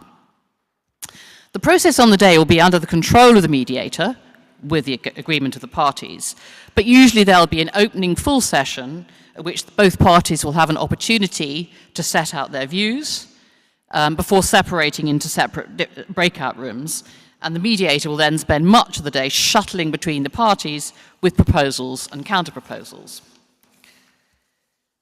Parties are often tempted to have their counsel make an adversarial speech at the beginning of the day to try and browbeat the other party. In my view, it's better to avoid that. It's a barrier to reaching a negotiated settlement. Keep the tone calm, measured, and courteous. It's more effective. Again, there are always exceptions. I do recall one mediation in which I achieved a very good settlement by making a short presentation of documents showing our case that the other side's CEO had made dishonest statements. The man himself was sitting in front of me in a very small room, slightly awkward, but very effective because we achieved an extremely good settlement, which did not look at all likely at the beginning of the day. Parties must, of course, come with full authority to settle. And I will mention one painful experience where my client, despite being warned both by me and the mediator that he must come with full authority, could not get hold of the finance director of the client during the mediation when a figure was proposed. The opportunity to settle was lost. The client had to settle a month later for over £1 million more. So that was a very expensive mistake. Make the best use of your team. In one case, I prepared the written position statement. My solicitor played the good cop, seeking to show that the willingness to reach a reasonable and sensible compromise, And our client, who was a very tough American CEO, played the bad cop. In fact, he was so rigid and uncompromising, I was afraid the other side would simply walk out. But it turned out to be theatre. In the end of the day, it was effective, both parties shifted their positions, and we made a deal. So I come to the end of my time. To sum up, in my personal experience and view, mediation is incredibly effective if approached by both parties with goodwill. If one party is not willing to engage in the process, that's another matter. And as we've heard from Pinky, you have a mediation bill in India considering making mediation a compulsory process. We are also looking at that in England. The Civil Justice Council has concluded that making mediation compulsory is not incompatible with the right of access to the courts. And I suggest that this moves in both countries recognise the very real benefits of mediation as a dispute resolution process. Thank you.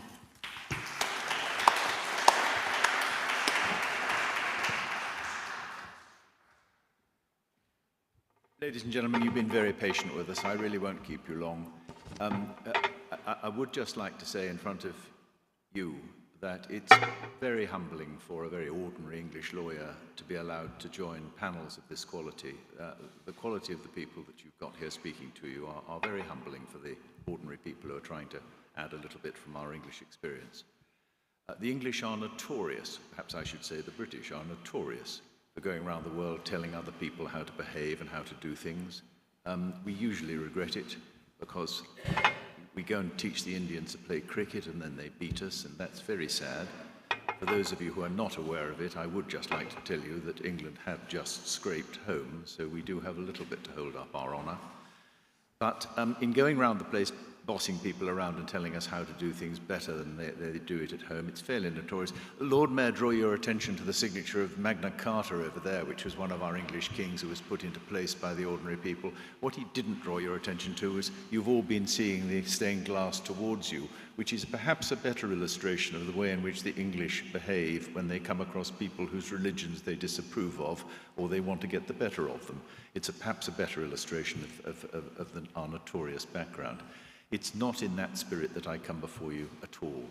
On the many, many trips that I've made to India, normally to do some teaching and to help with the judiciary and young advocates, I have never left that country without having learnt a lot. I have never left without learning more than I imparted. And it is not in any remote sense of superiority that I tell you the way in which we do things. I take some comfort from the fact that what I'm about to tell you about was actually worked on. I couldn't conceivably have done it without one of the most distinguished Indian lawyers who ever existed. I never know that there's anybody left in India at all because you seem to export all your best lawyers to work either in England or elsewhere. I think of the quality of Chief Justice Sundaresh Menon. I mean, what an amazing tribute to India that the Chief Justice of Singapore is now that hugely distinguished and immensely humane man. He and I worked together on the establishment of Arb Med Arb, and I just want to tell you about that very, very shortly. I agree with almost everything that has been said, and it wouldn't be my place to disagree with it anyway. I do want to add a little gloss, if I may, to what the learned, respected judge said about Arb Med. I don't know about the parties, but speaking for myself, and I've been in the game for quite a long time, I would find it quite impossible to conduct a mediation properly and to fail and to go back the following day and sit as an arbitrator. I know that in some jurisdictions where people are very much cleverer than I am, I mean in Canada and in Japan, for example, judges rise from litigation and it's within the rules. They then come back the following day having taken their wigs off and they try to mediate, and if it doesn't work they go back and sit as judges the following day. I'm sorry, I think that's a complete farce. The Indians have the Japanese have a 90% settlement rate. Well, it's not surprising, is it, if the judge takes his wig off and sits as a mediator and tells everybody how they ought to settle their dispute and they disagree, is it surprising that he goes back into court and puts his wig back on again physically and then comes to the same conclusions he's threatened them with the day before? I'm sorry, that is not mediation where I come from. What we did, Chief Justice Menon and I, in Singapore was to recognise, as the English had recognised before the '96 Act, that litigation was becoming hugely expensive a huge waste of time and unnecessarily aggressive, and lawyers were getting very fat in the process. Arbitration improved on that for a time, and then, as in India, arbitration became extremely expensive, very prolonged, long drawn out, with long appeals afterwards, with not only the lawyers, but the judges, as retired judges, making huge amounts of money sitting as arbitrators. I'm not at all sure that the interests of justice are best served by either of those. And that's where mediation came in, and that's why what Zoe's been talking about, I agree with every word of it. The combination of the two, the holy grail that we see, is a mediated settlement that is enforceable. Because however much well-meaning mediators say to their clients, don't worry, if you come to a settlement, the agreement that we have will be contractually enforceable. Most commercial clients say, yes, we had one of those contract things, that's why we're here. We're not interested in that. We're interested in the New York Convention. We want something that we can go and present to court and enforce. And that is what Arb does, and nobody else does. What happens, very simply, and let me give you Singapore because it's the best example, it's the only place where it's really working, and my goodness, it is working. It's working in dozens of cases. What happens is that the parties agree in advance. It doesn't matter if you don't agree to the Singapore clause in advance, you can ad hoc it in a perfectly easy way, but assume in most cases, because it's almost enforced by Singapore in government contracts, you've got to have the Singapore clause, but even if you don't, it works very well. The parties submit their case to arbitration. The arbitrator, a single arbitrator, looks at it, makes very, very preliminary directions, pleadings or whatever may be necessary at minimal cost in the space of a few days. He then directs that the case be heard by a mediator. Of course not by him. It then goes downstairs, another floor in the same building, and somebody on the SIMC, which we set up, takes it on and sits as a mediator. In the vast majority of cases, if you've got a competent mediator, it settles. And when it does, it goes back upstairs to the single arbitrator, who then perfectly properly endorses the settlement agreement into a consent award. And the award is enforceable under the New York Convention. Why? Because there was a genuine dispute in existence at the time when the arbitration commenced. In Med, of course, that isn't the case. You settle in mediation, and then you go and try and find an arbitrator to say, will you rubber stamp this award for you? And he does. You haven't got an enforceable award then because there wasn't a genuine dispute at the time when the arbitration set out. So the bit is important. You've got to get him in place as an arbitrator first. Then you do the mediated settlement, then it goes back to the consent award, and you've got a New York Convention compliant award. What happens in the unthinkable event that you've chosen the wrong mediator and it doesn't get to settlement? It does happen in a tiny proportion of cases, even when you have competent mediators. And of course, the problem with mediation is that there are more mediators going around the world who are unemployable lawyers trying to get work as mediators, and unsurprisingly, they're unemployable mediators as well. And frankly, the vast majority of them, I wouldn't let mediate me across the road. What's going wrong with mediation is incompetent mediators. But assume that, as in India, and I found a large number of hugely experienced naval mediators, and there are a lot in Singapore as well, there are one or two in England. If you've got a competent mediator and you settle, all well and good. If for some reason you don't, you have lost almost nothing. The case is returned to the arbitrator who took it on. He then has two wingmen appointed under the procedure. You get two, the parties can then appoint one person each. The arbitration then continues unembarrassed. There has been a waste, probably of a week or so, and maybe a few $1,000s while elementary pleadings have been exchanged, at the cost that in probably, I think the figures are nearly 90%. They were in excess of 75% when I retired as chairman. I think they're 90% now of settlement in those cases. What a huge benefit. I don't see that there is any logical objection. I really do believe you're getting the best of both worlds. I applaud what the learned judge said, absolutely everything about arbitration. I applaud, of course, what Zoe said about mediation. She's absolutely right. But I think it's time that India, too, And I can say this to you because, as I say, I worked on it with a distinguished Indian lawyer, so it's not an English thing I'm trying to enforce. I was happy to play even a tiny role in it. You really ought to try it.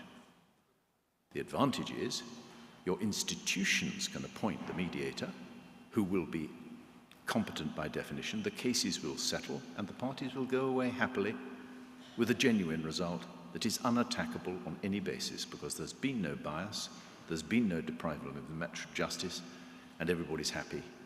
And the only people who lose are the lawyers, who don't make quite as much money. What a shame. Thank you for your patience with us. It's been an honor to join you today.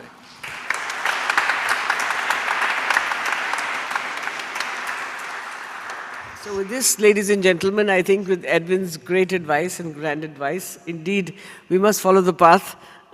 We will go there. So it's been a nice inter-exchange. Mediation, arbitration, MedArb, ArbMed. So we have all these solutions ahead of you. You figure out what is good for all of us, and let's see which way we can take both the countries. So thank you very much, and we look forward to a nice lunch. Thank you, Arun, for this delightful conference that you put together. And Justice Sri Krishna, all the accolades to you, who put together the entire field of arbitration, or rather ADR, ahead of us in all manners. Thank you so much for being here with us. Thank you, everybody.